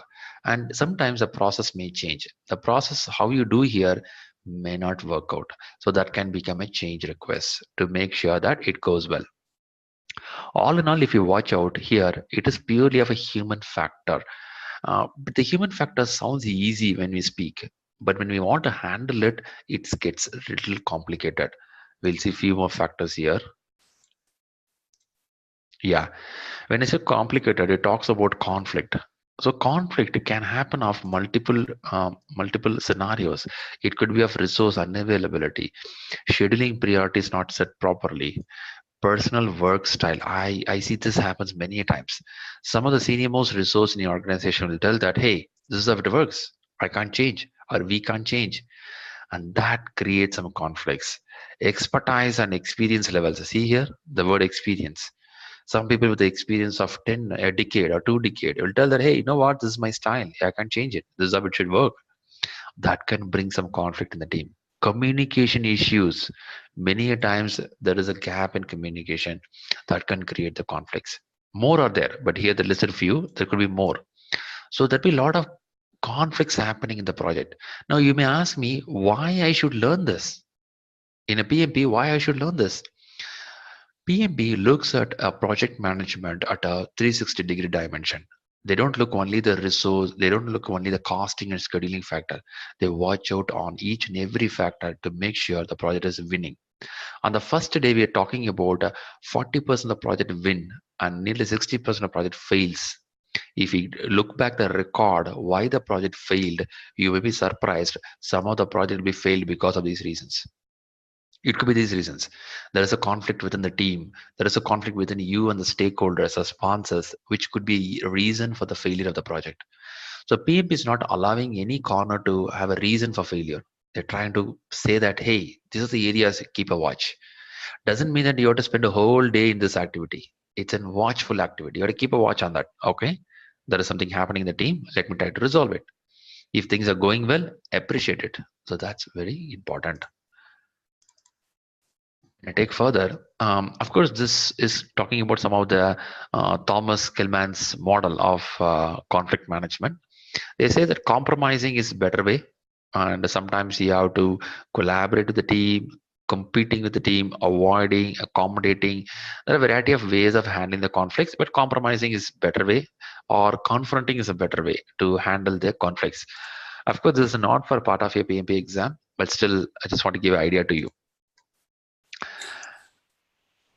Yeah, and there is something called powers of the project managers. By the role project manager, there are certain powers being discussed. There is something called legitimate or formal power. By becoming a manager, you get some formal authority on the project, authority on what you do. That's one kind of power. Rewards, you get it by giving recognition to your team. As even Steve was pointing, no, only the monetary benefit is not award. Even giving a thanks, giving appreciation is an award, is a reward. Penalty, you punish the team, punish a person to get things done. Expert, by knowledge, you get that power. There is something called a referent power, which comes out of, can be considered as a reference of higher authority to get the work done. Now, can Eric and Steve tell me, out of all this power, which is the most topmost power? These are some of the powers a manager get in the career. Now, tell me, which is the topmost power, which is highly recognized in the world? I think the reward and penalty would fall pretty much as the top one, two. Eric, you're much closer, but you can go a little more closer to the answer. You're almost, you're 50% there. I would say the expert. You rocked it. You nailed it. Yes. Steve made half and you made it better half. Now, what happened is, I'll first go with expert power. Expert power is the world #1 power in spite of all these powers. In the last 5,000 years, whatever power comes to the world, the expert power stands at all. If you are an expert in what you do, it can be anything. It can be sports, it can be music, it may be politics, it can be carpenting work, it can be plumbing work, it can be software development. Whatever power it is, if you have the expert knowledge on that, people blindly start following you. You are a great music player, you're a great dancer like Michael Jackson. People say that Jackson, you are the leader in the dance. In spite of whatever character what you have, the expert power stands #1 in the world. Till now, it will be there for next 5,000 years. Nobody can change it. The second highest power is a reward, which Steve pointed out. People love appreciation. People love encouragement. People love to be recognized. So when a leader, you know that a person to be appreciated and you appreciate them the right time at the right forum, and people love it. And this is the second highest power. Rest all falls in the order. The last power is penalty power. We are living in a generation where people don't like penalty. They were generation. If you go 60 years back, people were punished for not doing the work. People were punished even though they do the work. They have been used as a slaves. It was there for 60 or 100 years back, right? That was a time penalty power. People were scared about it. People were worried about it. Uh, people be pushed to do the things, right? That's how it was You guys penalty. still hear me? Yeah, Can you- yeah, yeah. Okay, I got to reboot my laptop again. My display keeps locking up. Sorry, Steve, I didn't get you. Repeat again. I got to reboot my laptop real quick. My display locked up again. Oh, you want me to wait for you? Yeah, I'm going to be gone for just a few seconds here. I'll be right back. Okay, I'll hold on for you. Come back.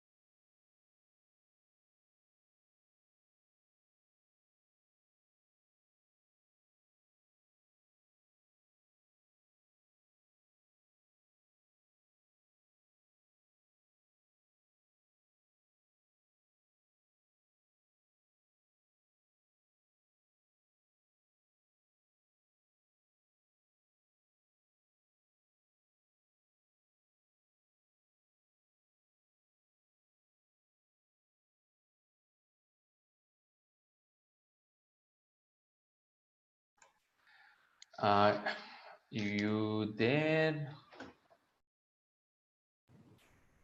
I think Yeah, I'm here. okay, okay. I think Steve is also joined back. Eric, how it happens that your teams, Okay. you have the visibility of your team. You are able to keep things in control for a team. You manage a team. How is Yeah, it? I'm back. Hey, Steve, welcome back. Yeah, my laptop is. The external video port of my MacBook is a little bit testy. And if I touch the thing just wrong, it'll lock the whole thing up. It's very sensitive, huh? Okay. Yeah, I was just asking with Eric. Eric, how is the team structure? It is you take control of the human resource of your team, or you part of the team? Yeah, I'm more part of the team than Okay. anything else. Okay, great, great. I think that saves a little bit of your time. In a sense, when we start handling the team, it eats your brain most of the time. That's how it goes. Yeah. How is it, Steve, from your side? You manage the people around you? I manage the crews around me. Yes. Okay. Do you enjoy it? Is it eating your brain? A lot of times it's more stressful, just Yeah, personnel wise. yeah. The industry I'm in, Uh-huh. we're not working. We don't. I don't. My crews aren't like the cream of the crop. They are. Oh, Some of them are. smart. Some of them are dumber than fence posts. So yeah, Okay. so I deal with that, and a lot of Um, times I'm just dealing with 90% of the headaches that I deal with are crew problems. okay, okay. Yeah, I was just adding to Eric saying that people stuff is really complicated. So that eats our brain. A day it'll be going well, the second day it'll go down. So we don't know when it'll go down. Yeah, I spend a lot of time. Like I said, I spend a lot of time dealing with crew issues. Okay. I spend a lot of time coming up with. Mm-hmm. Uh, I spend a lot of time. A lot of my job is problem solving. I understand. Um, I and understand. coming up with alternate solutions. Yeah, it's a kind of complicated thing. So it's not always a game what we like. People is you can't be a good for everyone. You being leader, not everybody will like you. So Right. Oh right. yeah. If you are 10 people in the team, eight will say you are good, two will definitely show a finger to you. So Oh kind of. yeah, they will. Yes, they definitely will. It'll be so tough, but for that you shouldn't get demotivated. You have to keep moving forward. The previous evening someone would have scolded you very badly, but still the next day morning you have to wake up and say, hey, it's a new day, let me do it again. So in leadership we shouldn't fall down, we have to come back again. At the same time, we should have some ground rules. We should have honesty with us. We should have the principle with us. If that's the case, in long run, everybody will start liking your policy. They may not like you personally, but they like the policy. That's the difference here. When you go to leadership level, you are different. Your thought process on leadership is different. So they look your policy, terms, conditions, but they not like you personally. That's fine. They don't like you personally, that's fine. But they like your way, the style of leadership, that's important. So how to do that? That's why they're talking about these rewards, what I'm showing you in front of you. You should have expertise. When you're in industry, in that industry, you should be expert. When I say expert, we should read in depth, understand the knowledge, understand the skills, understand the techniques. When you know more about it, you become an expert.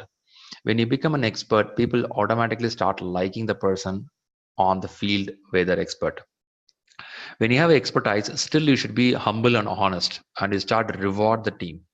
Even though you know everything in the project, but when a team does something, you have to appreciate it. That's very important. When these two are being followed consistently, I personally feel that people started liking what we do. So expert and reward are the top most power in the world. That's what being explained here. Reward and expert are usually the best forms of authority to use. They use the word authority. Authority is not by punishing. Authority is not by the formal way. Authority comes on its own.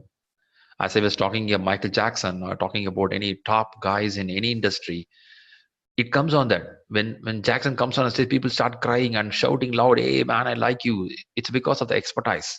Personal side, there'll be a lot of factor. People may not like it, but when it comes on your industry, your field of work, people start liking it. Wow, that's how it should be, and that's the very highest power being recognized, right?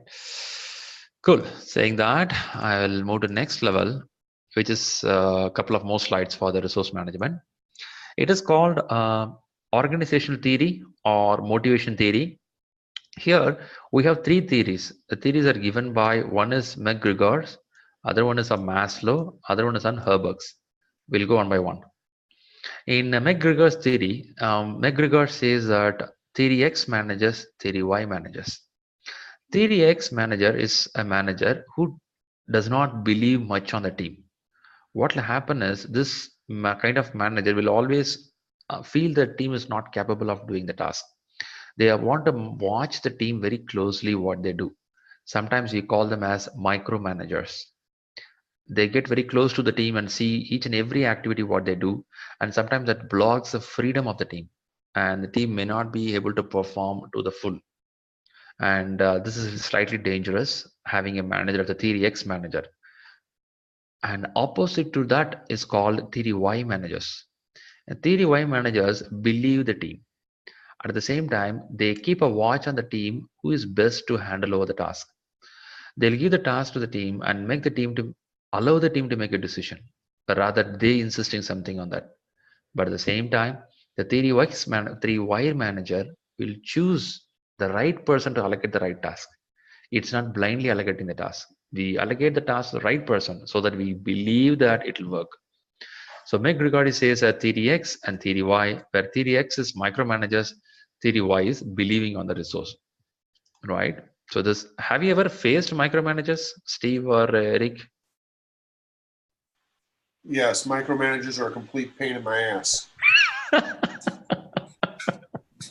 I have dealt with I left a job because it was so badly micromanaged. I actually left the job. Oh God, that's crazy. Yeah, Eric, I actually left the job because it was so bad. I understand, and it's a pain. It's a pain. Eric, how is it? Have you faced any micromanagers in your life? Oh yeah, definitely. Everybody have that. Okay, but micromanagement is kind of a painful. At the same time, it makes the people feel that you are not being trusted. And the moment you lose that trust, people start resigning out of the company. There is a saying, people don't resign for the company. People resign because of the manager, right? So they resign because someone keep on screwing you and they feel, man, it's not a place which I want to work. Even though I get a high amount of package, even though the environment is so good, but still these guys keep on drilling me. I don't like it. At the same time, theory Y manager, where they have to give more responsibility to the resources, which people love to do it, right? That's one interesting factor. Then comes the Maslow theory. Maslow theory, I believe you would have heard about it. It's a very famous theory. The Maslow theory talks about like this. If you see from the triangle here, it starts the lowest level. First thing, the five stages are here. It talks about human needs. What it means is only when a one need is satisfied, you'll move to the next one. Only next one is done, you'll go to other one, other one, other one. So let's see how it is being pictured here. First, a human being need starts with the physiological needs. What is physiological needs? You should have a proper food, water, sleep. Only when these things are done, when you feel comfortable, you go to the next need. The next need is safety. Safety goes by employment, resources, or family. You need it, right? Only when you have a food and water, you think about your family. Only when you have food and water, you think about employment, right? You go for the next thing. A person at the roadside may not think about other factors. The roadside person will think only food, water. So only you have to satisfy this, then only go to the next stage, which is called as safety. When you go for the safety, when the safety is good, you go to the next stage, which is called as social, which just talks about friendship and family, intimacy. If you don't have these two items, when I said these two items, physiological needs and safety needs are not being satisfied, I may not be in a position to think about my Facebook account, right? I should have all these basics, then only go for the Facebook account. That's a friendship. Now, only when you're done with the social needs, you will start looking at the next stage is called as self-esteem. Self-esteem talks about the confidence, achievement, and respect. Now, I'll tell you, you came for a PMP course, it is because you're looking out for a self-esteem. You already have your basics. You have a food, water, you have an employment for you, you have a friendship for you. These three are already there with you. Still, your mind says that I need a esteem. I need to grow further on. I need to prove something to the world. And that's the reason you are in a PMP class now. So you are in this stage. That is esteem stage. There is one more stage, the last and final stage, which is called as self-actualization, which goes of creativity, spontaneity, problem solving. Like Steve was saying that he does most of the time problem solving. It is the level which is a topmost level. That is, you become a very expert on what you do, and you get satisfied with what you have done in the lowest level, and then you reach this level. And it is not that easy to come to the top two levels, very tougher, because people live the most of the life in these three levels. They work out for food, water, sleep, or they look out for the resource and family. They look out for the intimacy and friendship. There the people stop. Only few people come to this two level. That is esteem and self-actualization. Now, why this is being explained here is, you being a leader, we should know that where is your team member is. Is your team member in the basics or in a higher level? Only when you know the level of your team resource, you will be able to motivate them. Imagine a person in your team is suffering for the food, and you ask them to be very much problem solving. The person will not solve the problem. First, you have to solve his or her food problem. Then only they'll come for the your problem solving. So you know the dynamics of the team. You know the wavelength of the team. You should be able to move forward. Before even we recommend the team, first we should know where we stand. We have to take this graph. We have to look at this graph where we stand. Are we here? Are we here? Are we here? Are we here? Then we have to make a decision. What is our capabilities all about? And this is a very beautiful one. It's there for so many years. A Maslow theory, very famous one. And I would recommend to read it in a Google and read it about Maslow theory. It's a very powerful one. Okay, that's about the motivation theory. Let's read one more. One more is going to talk about Herberg's theory. Now, Herberg talks about hygiene factor and motivational agent. What do you mean by that? Herberg's theory says about hygiene factor. Hygiene factor is, there are certain things, mandatory factors to motivate the team. Like you have the personal safety, working condition, fair compensation, right? So these are the basic factors needed for a person to work really well. In fact, you have to have a proper chair to sit in office. You should have a proper air conditioning. You should have a proper parking facility in office. These are some of the basic things. Only when these things are there, you will feel to work in organization. If it is not there, you will feel discomfort. At the same time, if you raise those factors, it doesn't mean that you'll be very happy or you will become more focused on the work. For example, if I'm going to increase your salary 3 times, from fair compensation from say some amount of dollars to 3 times of your money, doesn't mean that you will work very smart. Your working capability will be same. Salary going high doesn't mean that you'll be a great worker. Those are basic, but doesn't mean that it'll be a great effort. But Heiberg says that a person will work really well. A person will give you extraordinary output only when you recognize them, only when you give him higher responsibility. Package is important, but it may not push a person to work hard or work smart. Whereas when you give recognition, we give higher responsibility to a person, that person works really well. Okay, this is a theory of Herberg's, which talks about how a team should be motivated. If you see here, I have given 3 organizational theories. One is McGregory, theory X, theory Y, that is micromanagers and the person who believe the team. Maslow theory, we talk about levels of hierarchy. And the third one talks about Herberg's theory. which talks about a hygiene factor and motivational agents. This is very common topic. I will not tell that it's a very complicated one, very common. But as a manager, you should be able to understand these factors and how it will come in the examination.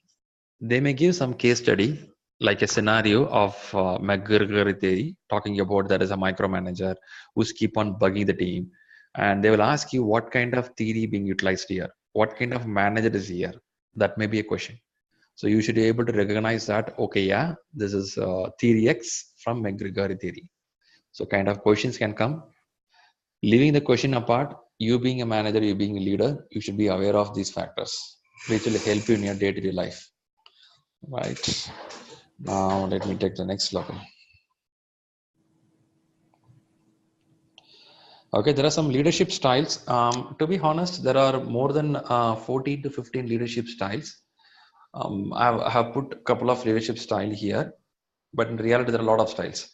One of the topmost leadership style is a democratic leadership style. And there is something called one more leadership style, which is called as servant leader. If you have heard about it, I believe Eric could have learned about it. Eric, you see something called servant leadership in Scrum and Agile methodology, right? And that's the most powerful leadership style in the world now, which is called as servant leadership. What I mean by servant leadership is you help the team to move forward. Most of the time, leadership is to help the team, and there is a term framed as servant leadership. In Agile or Scrum, they use a word called Scrum Master. A Scrum Master is a person who will be a servant leader. What the main goal here is, you will clear off any impediments a team has. You allow the team to move forward smoothly. You will be one among the team. You will help the team to move forward. That's very simple. That's called servant leadership. Apart from that, there are a lot of leadership styles. I'm just putting few here. One is authoritarian leadership style, which may not work really well. And there is something called laissez-faire leadership style, where you give everything to your team. You may not do the work. You will allocate everything to the team. That will not also work. You should be a leader to make some decision. At the same time, you have to support them. So that's a new trend happening in the world. Saying that makes your resource management learning. Sorry.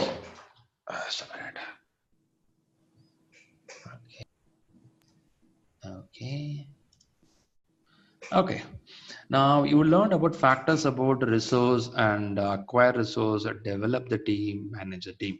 Now you have to control resource. What do you mean by control is you have to keep things watch. Is it going as per the plan? What we do, we take the resource breakdown structure, what we expected for the project. We take the work performance data. If you remember work performance data, I was saying that it talks about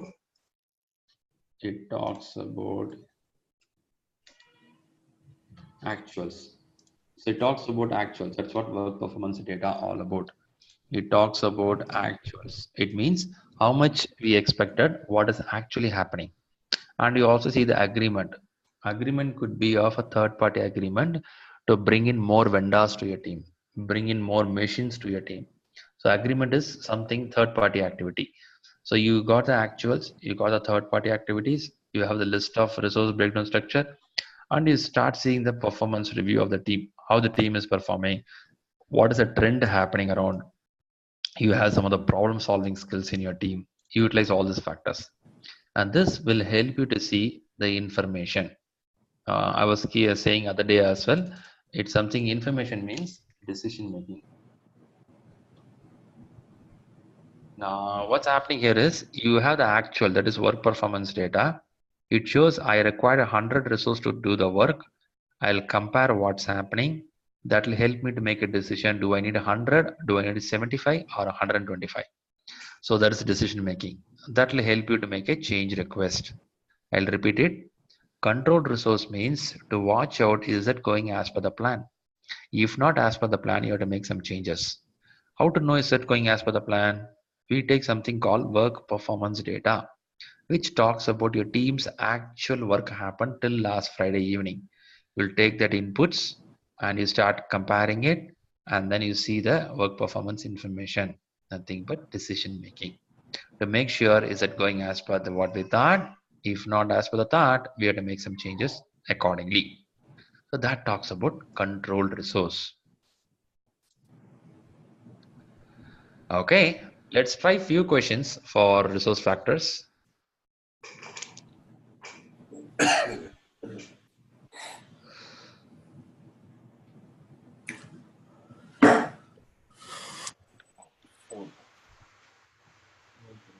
Okay. All right. Yeah, try the first question. Got it? A? Yeah. I'm going to say A too. I want you both have missed one word in the question. The word talks about except.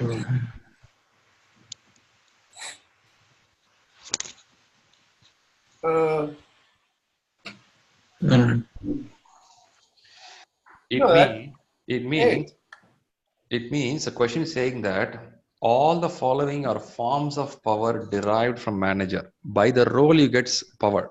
By the role means when you become a manager you get it automatically. Except one thing you cannot get just by promotion or just by getting a role. What is that? Oh, D. Yeah, Steve, you got it. Oh. If you read the question, read the question again. All the following are forms of power derived from the project managers. It means just by getting promotion, you will become formal, you will get a reward power, you will get the penalty power, but you will not get one power which is called expert. Just That by question's horribly misleading because it doesn't say anything in there about a promotion. oh yeah, he didn't mention it, but I'm giving in a broader example for you. See the power derived from the manager, project manager, by the role. It gives a role here. It's a role a manager, and it is a derived. Except they're talking about except expert power, which you cannot get automatically. Expert power comes by practice. Expert power comes on by same personal interest. So that's a meaning here. Slightly, I agree. Slightly, the last word was not giving your explanation, but that's a meaning they given in the question. Okay, good. Try out the next question.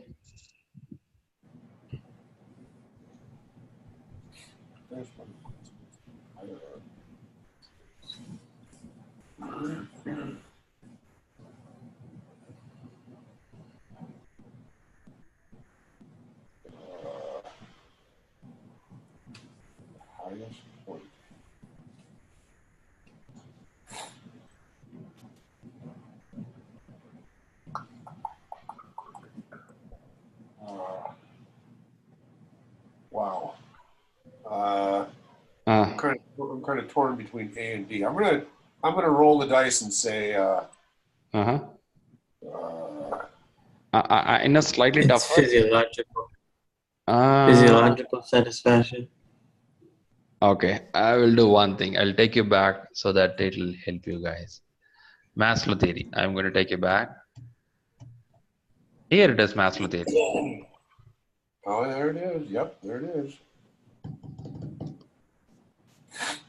Okay, so you saw the 5 stages: physiological, safety, social, self-esteem. Self-actualization. Okay, now I'll take you back to the question. Oh, sorry. Here is the question. The highest point of Maslow's hierarchy of need is? D. Yeah. As per the Maslow theory, it should be self-actualization. But that answer is not here. Since it's not here, the next is self-esteem, right? So you get the self-esteem as answer. As per the highest one, it is self-actualization, but we are not seeing that answer given in this options. So you have to go with esteem. Is it correct? Yes, that's how it works. So self-esteem is their answer. Okay, try the next question.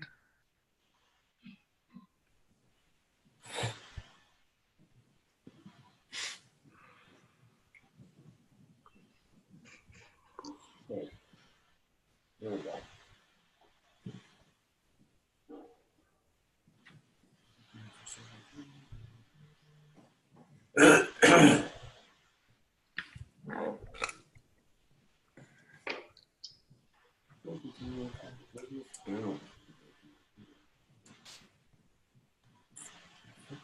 to the tendency to I'm going to say A, promote from within.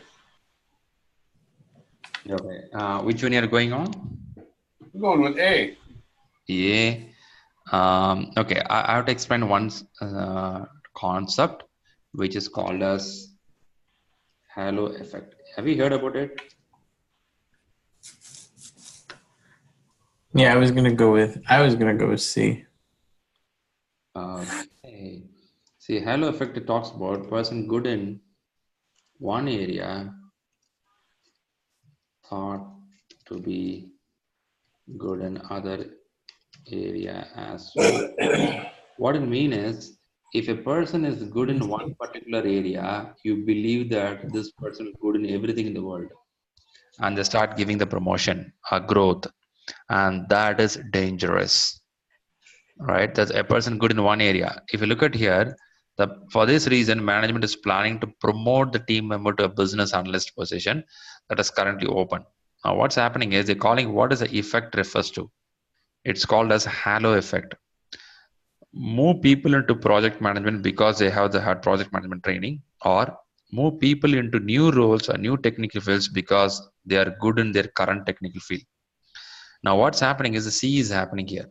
If you aren't good in one, people think that you will be good in everything, and they start giving you other roles, and there's a good chance of failure happen. If that happens, it's called as a halo effect.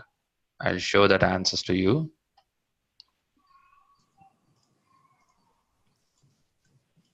Okay, if you see here, C, the halo effect refers to the tendency to rate team member high or low on all factors due to the impression of a high or low rating on a some or one specific factor. It's a very common tendency, right, in a human being. If you see a person so good, you believe that this person will be good in everything, and that may not work in corporate life. You have to really test the person is really good to give that position. So that's very important. That's one of the point. Good, good. Eric tested point. Let's do one thing. We'll go to the one more question bank. Yeah, couple of more questions. Try it out.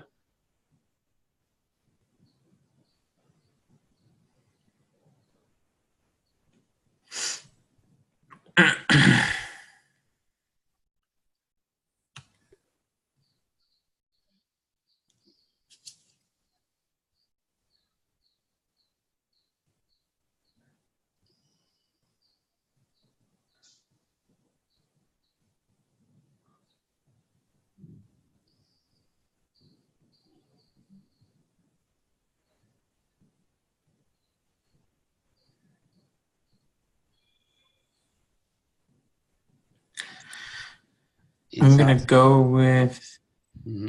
with C. See, I'll again put one word here. Which of the following is the least effective action? Means which you don't like to do, which a manager shouldn't do. I'm thinking D. Adjust the schedule so that the work required the equipment can be done with equipment. Yeah, this is an option a manager can opt. But what is the least thing which you don't like to do, which a manager shouldn't do?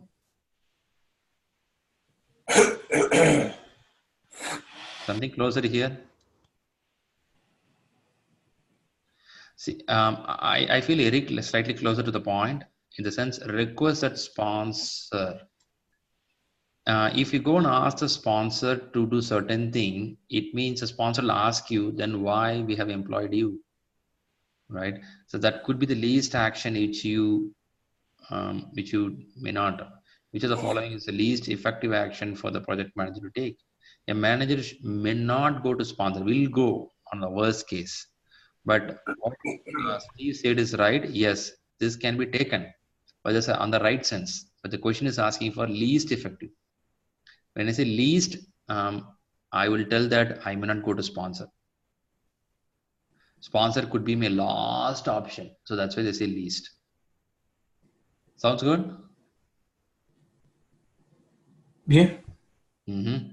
Steve, are you comfortable here? Yeah, I Okay. guess it. Okay. Yeah. Okay. Give a shot at the last question for the resource management.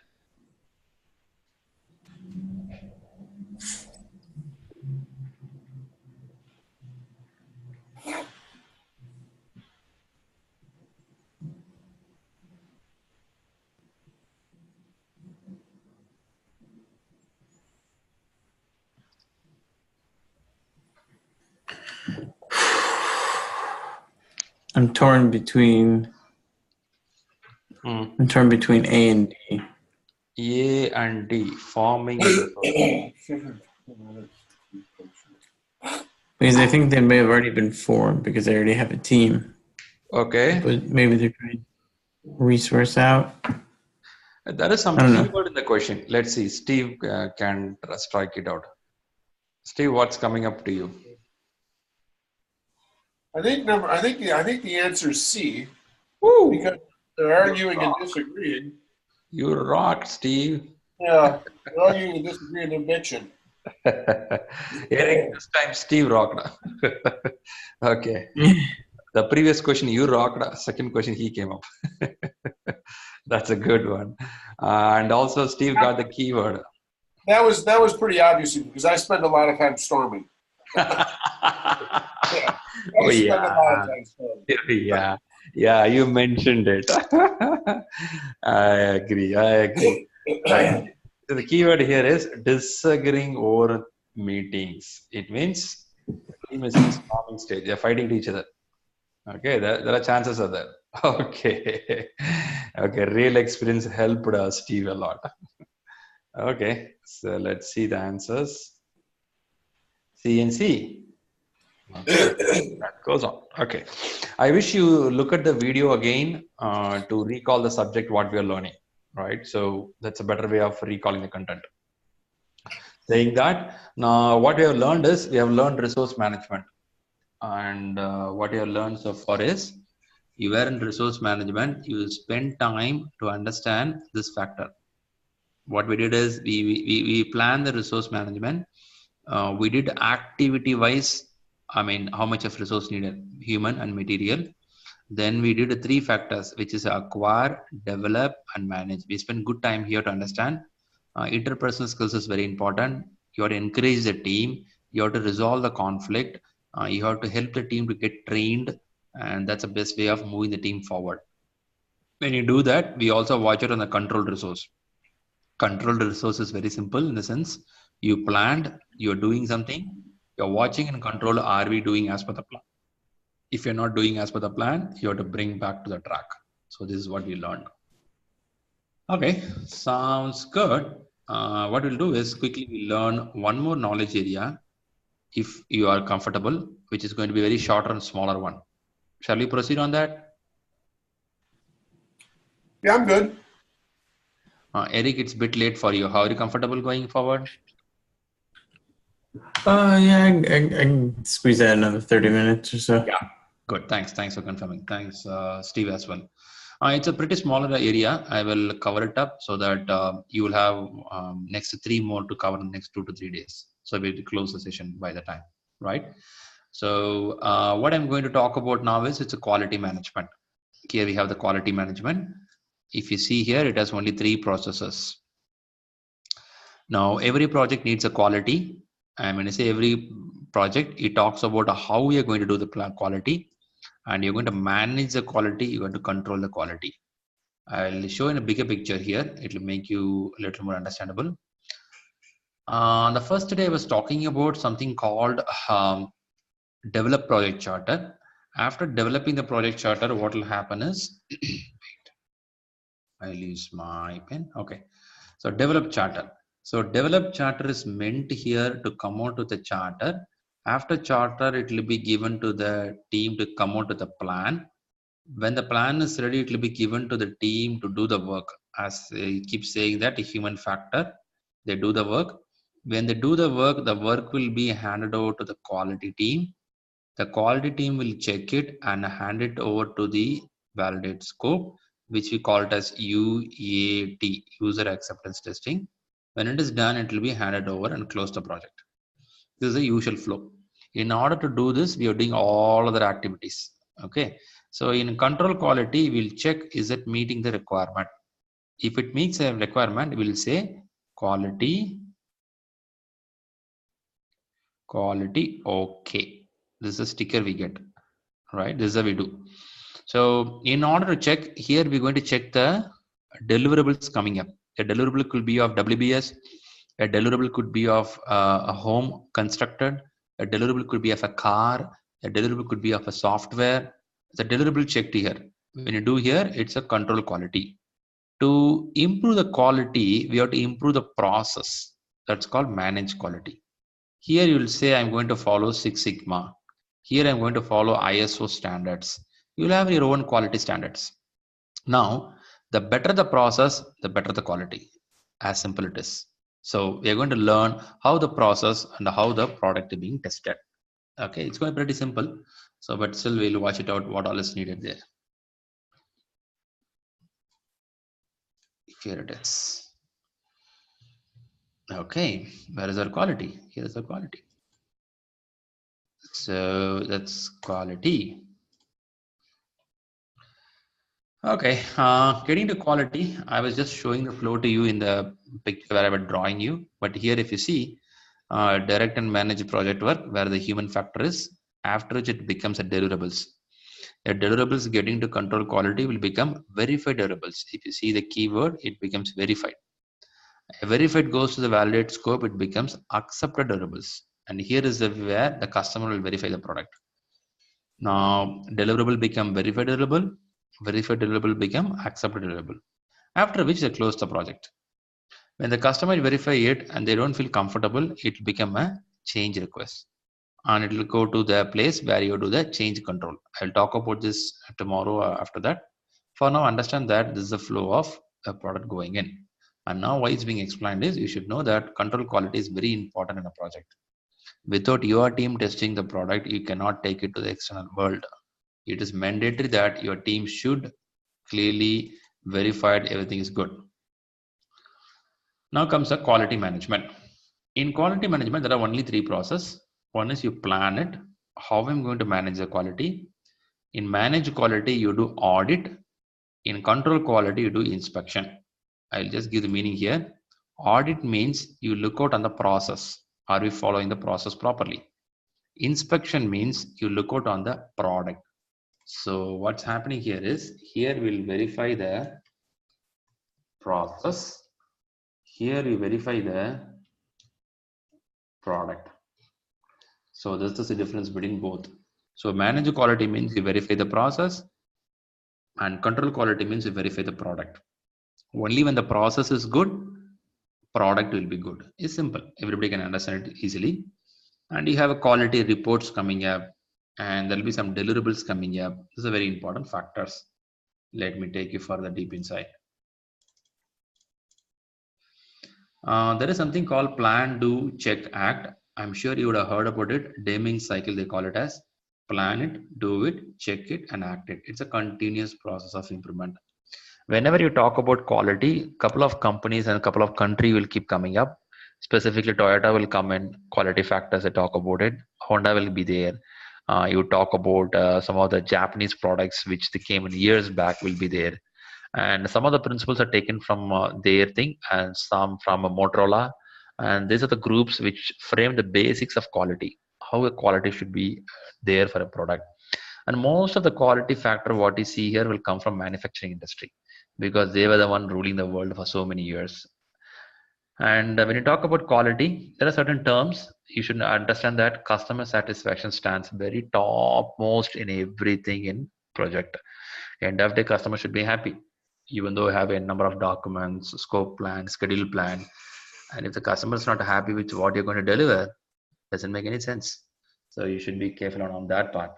And you should know what they mean by grade, accuracy, precision. These are very common English terms used to make aware of the quality factors. Grading is important to understand what are the technical characteristics we have. Accuracy, how correct is your product going to be against the quality. Precision, how granular level you have to measure the quality factors. These are very normal terms used in quality factors. But at the end of the day, customer satisfaction stands at very topmost level. And some of the quality other terms, if you heard about, there is something called TQM, total quality management. What it means is quality is not only the responsibility of the development or testing team, it is responsibility of the manager, senior manager, portfolio manager as an organization. Quality should be a thought process of a whole organization rather thinking only at the bottommost level. There is something called Kaizen. It's again from Japanese group, comes from a continuous change or continuous improvement. There is also a thought running in the industry saying that the agile would have been formed from this place. Now we talk about agile from the year 2001, whereas Kaizen is there for so many decades. They believe that continuous improvement is a process of agile. Deming cycle, very famous plan, do, check, act. And there is something called Kanban. It's one methodology of execution which takes a task and reduce the work in progress. The idea of Kanban is have lesser work in progress. And they use a methodology called just in time, JIT methodology. And why it's being discussed all this year, these are some of the terms used in quality. Just you have to be aware of it. There is something called plan quality, where you're going to plan based on the stakeholders. If your stakeholder is a person so much rigid about the quality factors, yes, you have to follow what they say, because they are the key folks who are going to sponsor money for your project. And you should also have the visibility of what is the expectation of implicit expectation of the particular stakeholder. For example, you're developing a product which is for a company which is selling toys for the kids age between 2 to 6. Now, the implicit requirement quality standard is when you create a toys for the kids between age 2 to 6, the material what you use shouldn't have toxic content in that. The way you manufacture product should not be consumable. The way you manufacture product shouldn't have the sharp edges because it's going to be used by the kids. It's just some of the basic or implicit requirements or implicit quality factors. So that will come out of the stakeholders. You should know who is your stakeholder. The moment you know the stakeholder, your quality factors will frame accordingly. And there is something called cost benefit analysis, cost of quality. I'll talk about it. Cost benefit talks about there is a limit. There is an optimum limit of how much you can spend for quality. Of course, higher quality is good. That doesn't mean that you can pump in all your money in quality. You should know where to stop. That's again the optimum level. And there is something called cost of quality, which talks about few factors. I'll show you the next slide, which talks about what are more needed for the quality factors. For example, training a resource is a cost of quality. I put Eric into a training. I'm going to spend $2,000 for that training. That will be the cost of quality. I'm making sure Eric is good with the subject, right? That's going to be cost of quality. And you will have a quality management plan. Quality metrics also coming up. Metrics talks about numbers, test cases, how you're going to do that. Idea here, you're preparing a plan. Now, I talk about cost of quality. If you read the last line here, and before that, cost of quality has two factors: cost of conformance, cost of non-conformance. If you read the last line, money spent during the project. Okay, key factor, money spent during the project. When the project is happening, the money, whatever is spent, falls into cost of conformance. Money spent during and after. Okay, and that causes non-conformance. Now let's see the conformance. Training is a conformance, document process, equipment purchase, testing, destructive testing loss. Mostly testing, we spend money. If you know destructive means talks about you demolish that product. You use it to load testing. Specifically in the car industry, they do a lot of destructive testing. Mobile, they do it. Not every product. Some product will go for destructive testing. And that also cost money, dollars. That's also a cost of quality. If you see on the right side, you see something called a rework and scrap. That also passed cost of quality. You do some rework. You did a work, doesn't work well, and your quality department says that, no guys, it's not working, change it again. It's again going to cost you. Scrap, you literally throw it out. It's not usable. That's also a cost of quality. And out of all, the very expensive cost for an organization is is warranty cost. Can someone tell me why warranty cost is very expensive? Because you've already done the work. Anytime you're going back on warranty work or you're going back to fix something, it eats directly into your profit. Absolutely. Beyond that, there is something. There is one more factor why warranty cost is very expensive.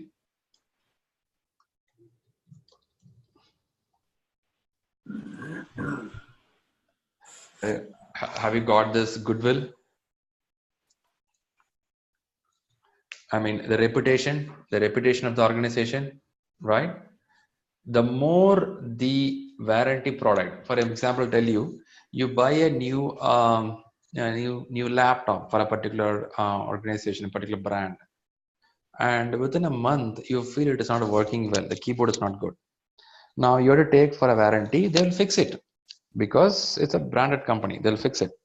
But next time when your friend is asking which laptop to buy, will you recommend that particular brand? Yeah, you're going to kind of bitch about that. Yeah. Yeah, you will think about it. You will tell that the laptop is good, but you know what? It was not working well for the first month. Then I fixed it. Now your friend will think, do I need to buy it? He'll go for other laptop. If you go and read, if you're going to buy any product in these days in the market, you first read the review before you want to buy that product. Is that correct? Yeah, we read it. We read the review, we get the understanding, then we'll buy it. The more the failure happens, the more the product goes to warranty, it is a highly risk for the company of loss. One ideal point, what Steve said is a perfect point. Beyond that, there is something called goodwill, reputation. A product gets the warranty, it's not only the money you spend on that, it is about you lose the market. So that's the reason when a company has a brake failure in a car, they recall millions of cars in the market to fix it immediately.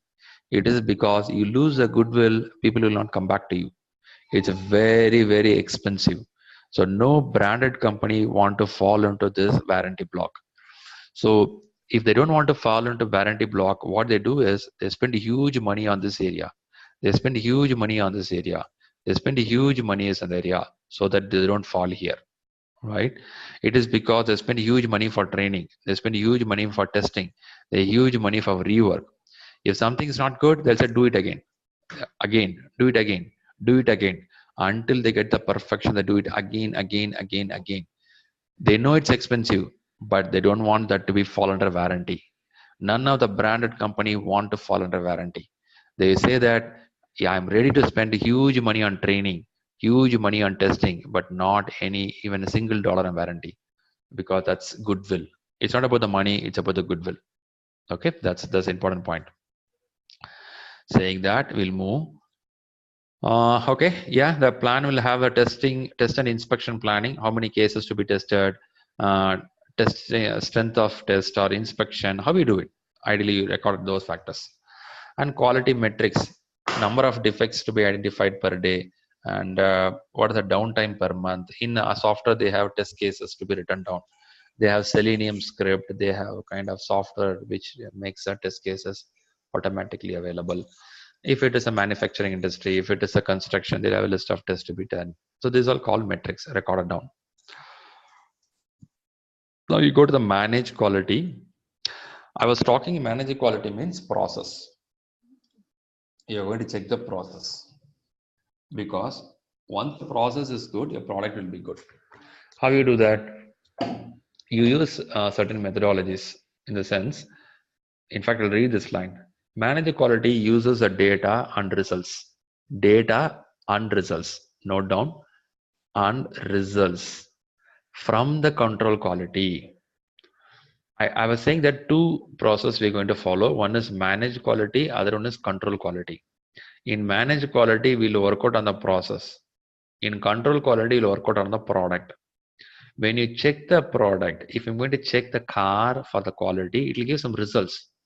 That results will be used here for checking and improving the process, right? For example, I'll tell you, if you go some, let's say 80 years back or 75 years back, In the airport, you may not have these many security check what we have now.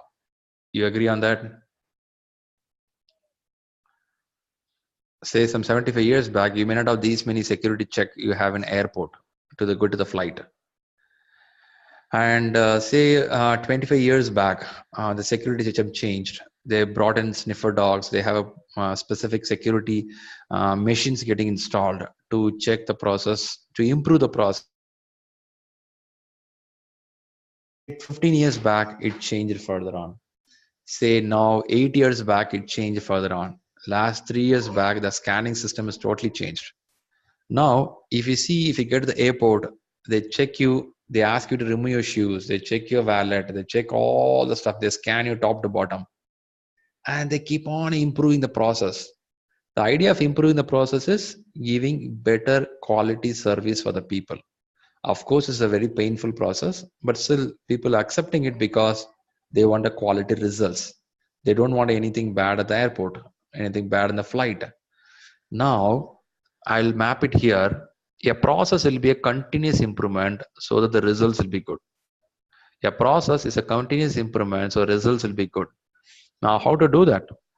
You take something called quality control measurements, which comes out of control quality. Whenever you check up for a product, you will get some output which talks about how it's progressing. Based on that, you keep on improving the process. Now, how to improve the process? There are 7 quality tools utilized. If you heard about fishbone diagram, or if it is called as cause and effect diagram, that's one of the tool utilized to identify how it's progressing. Have you guys heard about the fishbone diagram before?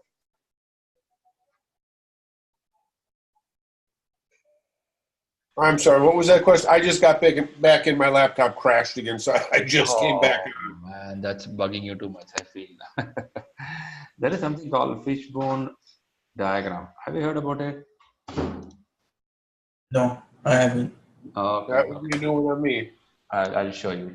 Okay, it's one of the methodology utilized to find whether the process or a product getting improved. I'll show that. And that along with that, you have few more tools which helps to identify where the process is failing. If so, they can improve it. And that will give you the quality reports. They give some of the scope baseline getting changed up. Steve, your laptop is bugging you. You want to restart again? You want me to wait? I'm good now. I had just rebooted it. Okay. Okay.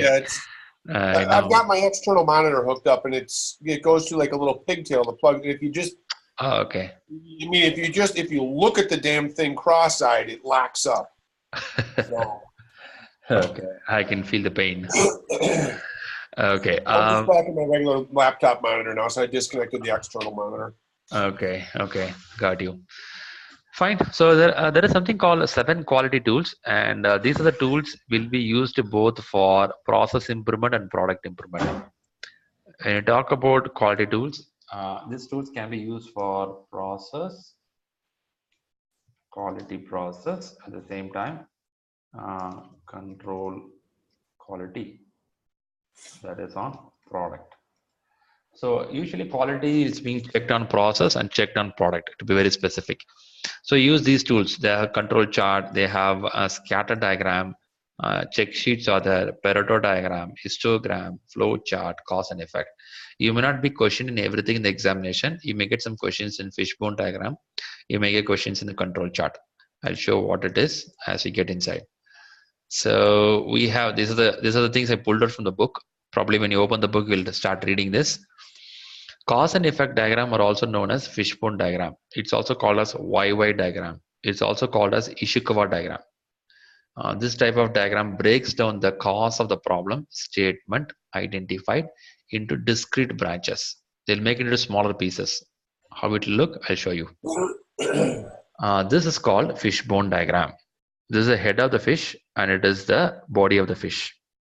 Does it slightly look like fish? Okay. Yeah. When you are hungry, it may look like a fish for you. Yeah, sure it does. Okay, it's very famous from Japanese. They started using it in the manufacturing industry, and they found it's very useful. And then every country started adopting it, and it is there for so many decades, nearly 40, 50 years. They're using it. If you see here, they take a problem: product quality not matching the requirement. That's a problem here. After taking the problem, they'll divide into pieces. Equipment is one side, management, environment, process, people, material, and they go down deep inside. They're trying to find out why this scenario happened, and that's called as fishbone diagram. It can be anything. For example, material delay in arrival of the material could be the problem where the quality not matching the requirements. Lack of training for the people could be the reason the quality not matching the requirements. They keep on going deep further in, and when they find the answer, they'll mark it. Okay, this is because of this. Once they got the answer, they make the people to focus on this and clear it off. And this is a famous fishbone diagram, right? This is how they do it, and it's mostly used in manufacturing industry. And there is something called control chart, where they use the limit. There is a mean setter line, and there's the upper control limit, lower control limit. They start plotting the information and see is there anything peculiar happening. If you see here, there is something peculiar. It is this part is out of the upper limit. This is the upper limit and this is the lower limit. You should fall within this graph. If any of your work is falling above that, it is something wrong. So you will take this point and put into fishbone and resolve it. Again, it's called control chart. It's one of the way of expressing the process and product improvement. There is something called flow chart, and flow chart is a flow which starts from supplier to the customer, and it will go to top to down. And if you heard seen a flow chart, it'll have a if condition, it works well, it'll move to the next condition. If the condition doesn't work out, it'll go to the next condition. Ideally, we are trying to find out why this failure is happening. And then you heard about a histogram. They plot the data in a bar chart form to identify where the actual problem is happening in the project. It could be number of errors, number of bugs happening in a project. That's again histogram format. If you heard about Pareto chart, Pareto, there is a person called Alfred Pareto. This guy is from Italy. He framed out a principle called 80-20 principle. I'm sure you should have heard about it. 80-20 principle. He was asked to come out with the information about how many people hold the resource in Italy. So he verified and said that 80% of the population, 80% of resource of the country is held by 20% of the people. It was said some years back. Even today in the world, you'll see that 80% of world resources are held by 20% of the people. And they started applying this principle in many areas, and it started working. Even today, I'll tell you, if you go and check your wardrobe, 80% of situation will wear the same 20% of dress material. Some of the dress material you may not wear it, it'll be always in the same wardrobe. So human brain is like that. We will be always 80-20 principle. Now, why they put it here is, in a project, 80% of the errors and bugs and quality issue will happen because of 20% of the situation. So if you fix a 20% of the situation, rest all will work well. That's the idea behind 80-20 principle, right? That's being explained. And then we have something called, then you have something called scatter diagram. Scatter diagram is one big subject, but in PMP, they talk only the correlation thing. What correlation is? They'll find, is there any correlation between two variables? Variable A having some inputs because of which variable B has an impact.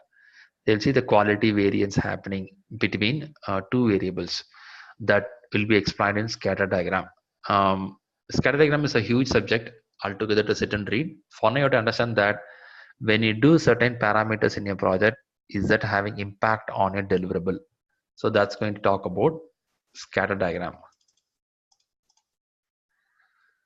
And quality management, they even talk about that design for X. If you heard about it, they talk about design for X is a set of technical guidelines that may be applied during design of the product. See, in quality, the world is changing a lot. There were days where they do the product and then they give it to the quality team will verify it.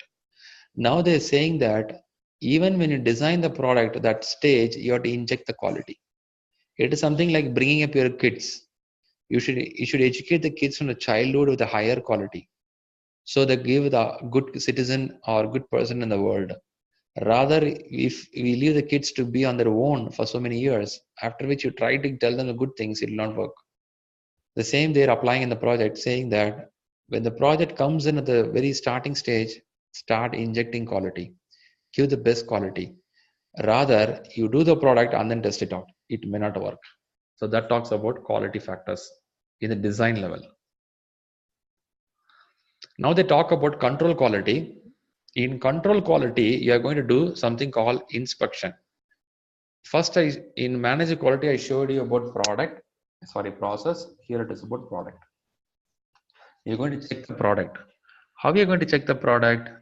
If I show you rightly, there is an input called deliverables. And this deliverable could be your car, your apartment, your work breakdown structure. Some documents also can be deliverable, right? There could be some interim deliverable. When I say interim deliverable, you imagine you are going for a home construction, and your sponsor or your owner of the building will walk into your building on a Sunday evening, and this person want to see how much you have completed. The moment this guy came inside your home, the construction is happening. He will look out the lawn, swimming pool, look at the cooking area, and if he'll say, "Yeah, good. This sounds good. This sounds good," and some area will say that, "No, no, no, no. This is not the way it should be done." And whenever the person agrees on that, it's going to be something on verified deliverables.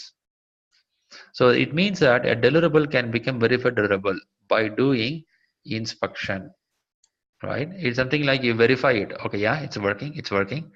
If it is not good, it could become a change request. As simple. So in control quality, you'll watch out on the product, not on the process. You'll watch out every product, is that meeting the needs. If meeting the needs, yes, good to go. So that happens in control quality. And in control quality, again, you'll use the same tool which you saw earlier. You will have a cause and effect, control chart, histogram, same will be utilized. What I want to put out here is, in quality, you will check the process and also you'll check the product. So that even use a check sheet. Check sheet is list of items to be done. Are we done? I was giving other day example of car service. You take a car to give a service and you'll tell 4 items are not working. And when you go back and take the car again, they will have a check sheet, something like this. They'll say, they take, oh yeah, this is working. Yeah, this is working. Yeah, this is good. This is good. That makes you say that yes, we are ready. So that's the part of quality, right? Once you see the things are getting done, a deliverable will become a verified deliverable. A deliverable that are output from the director and manager project work process are inspected, and it becomes a verified deliverable. When the flow goes like this, you'll have a project management plan. It becomes a deliverable, it becomes very validated deliverable, and it becomes accepted deliverable. This is the flow. And that makes you to close the project. I think I've shown this in a different picture for you. For now, understand that in quality, we have something called control quality, which look out on the deliverables. Fine. Okay, what I have did is, I want to re-show you the image. It's a smaller topic, but at the same time, we should have a little focus on that. I took the quality here. In the quality, I showed you the planning happens, and you have the manage quality, which work out on the process, and control quality, which work out on the product. Both in common use tools like fishbone diagram, histogram, Pareto chart. These are some common diagrammatic method they use to plot the data and see where it is failing. So that's about the quality factors. It's pretty easy to learn. At the same time, let's see how we are going to answer it. I have a couple of questions. With that, your day will end. Okay, try these questions.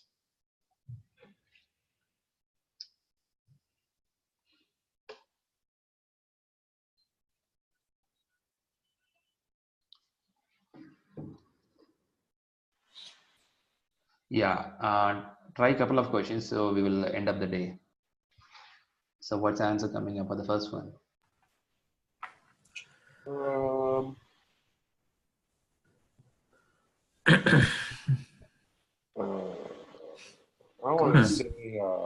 Mm-hmm. I'm going to say A.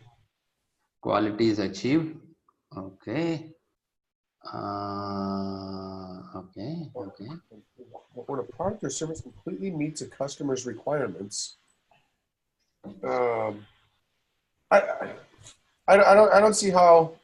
I guess I don't understand the question as far as the quality of a product has nothing to do with meeting the requirements of the customer. I mean, it's Okay. I'll put one point what PMI talks about. PMI gives means quality means meeting requirements. They use a sentence like this. What it means is, imagine you want a phone to be bought, a new phone. You have incoming, outgoing, as well as texting. And this is your requirement. Any phone in the world which meets that requirement is called quality. I may not want the picture. I may not want the Wi-Fi in my phone. I don't want anything extra things. Whenever something I want, which is being met, it is called quality. Quality means meeting requirements. That's a sentence they use. I believe you are close to the answer. Let us park the answer and move to the next question. what does the following definition refer?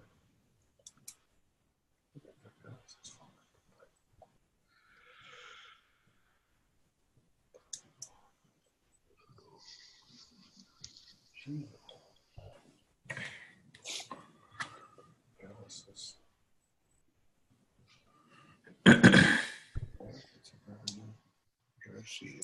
I say the answer is A. Quality control analysis is talking about. By the way, this is a definition. I feel this question will be slightly harder for you. It's a definition of marginal analysis.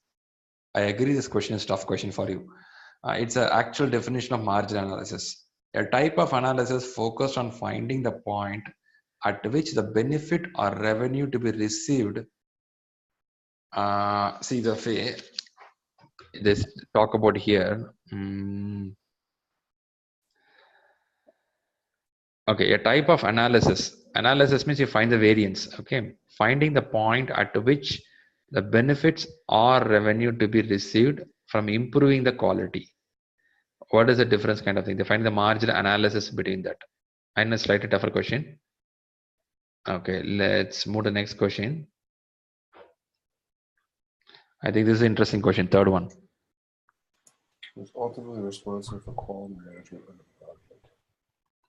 Ultimately, the keyword is ultimately. I would say D, the team member. Yeah, of course, team member is responsible, but who is accountable? Project manager is accountable for it. Yeah, then the ultimate responsibility goes to you.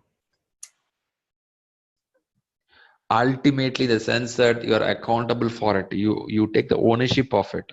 Team has to do, I agree. Team has to do, quality manager has to do, the project engineer has to do, they all has to cooperate.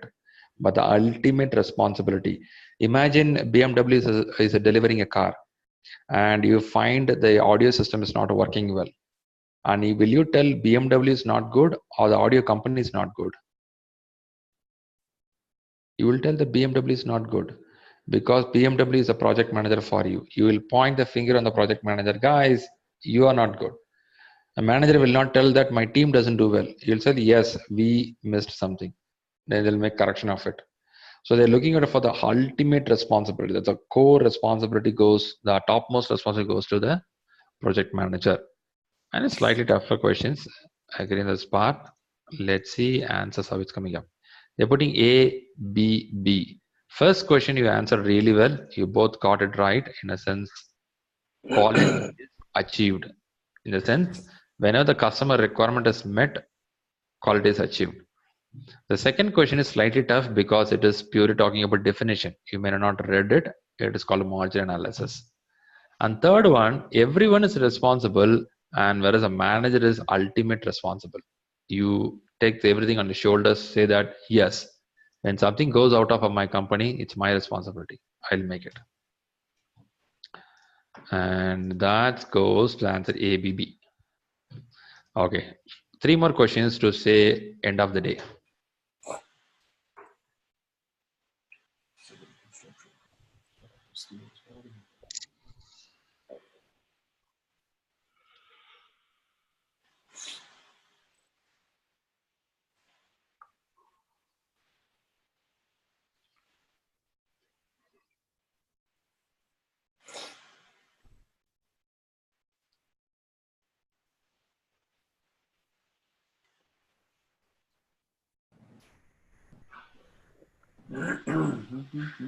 I would get my quality team involved. Okay. I would have them looking at it, making sure that it's up to spec. Okay, involve the quality team. Check the results in the last document plan. Okay. Okay, let's park the answer. We'll move on to the next one.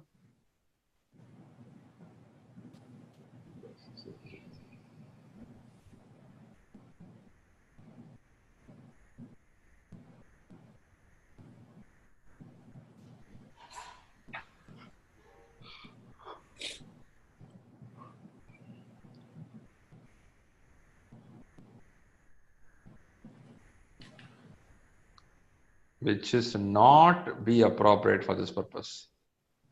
I'm thinking B. Okay, looks closer. Very good.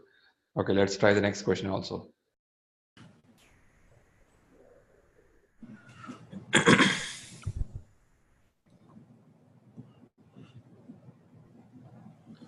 A new software installation project is in place.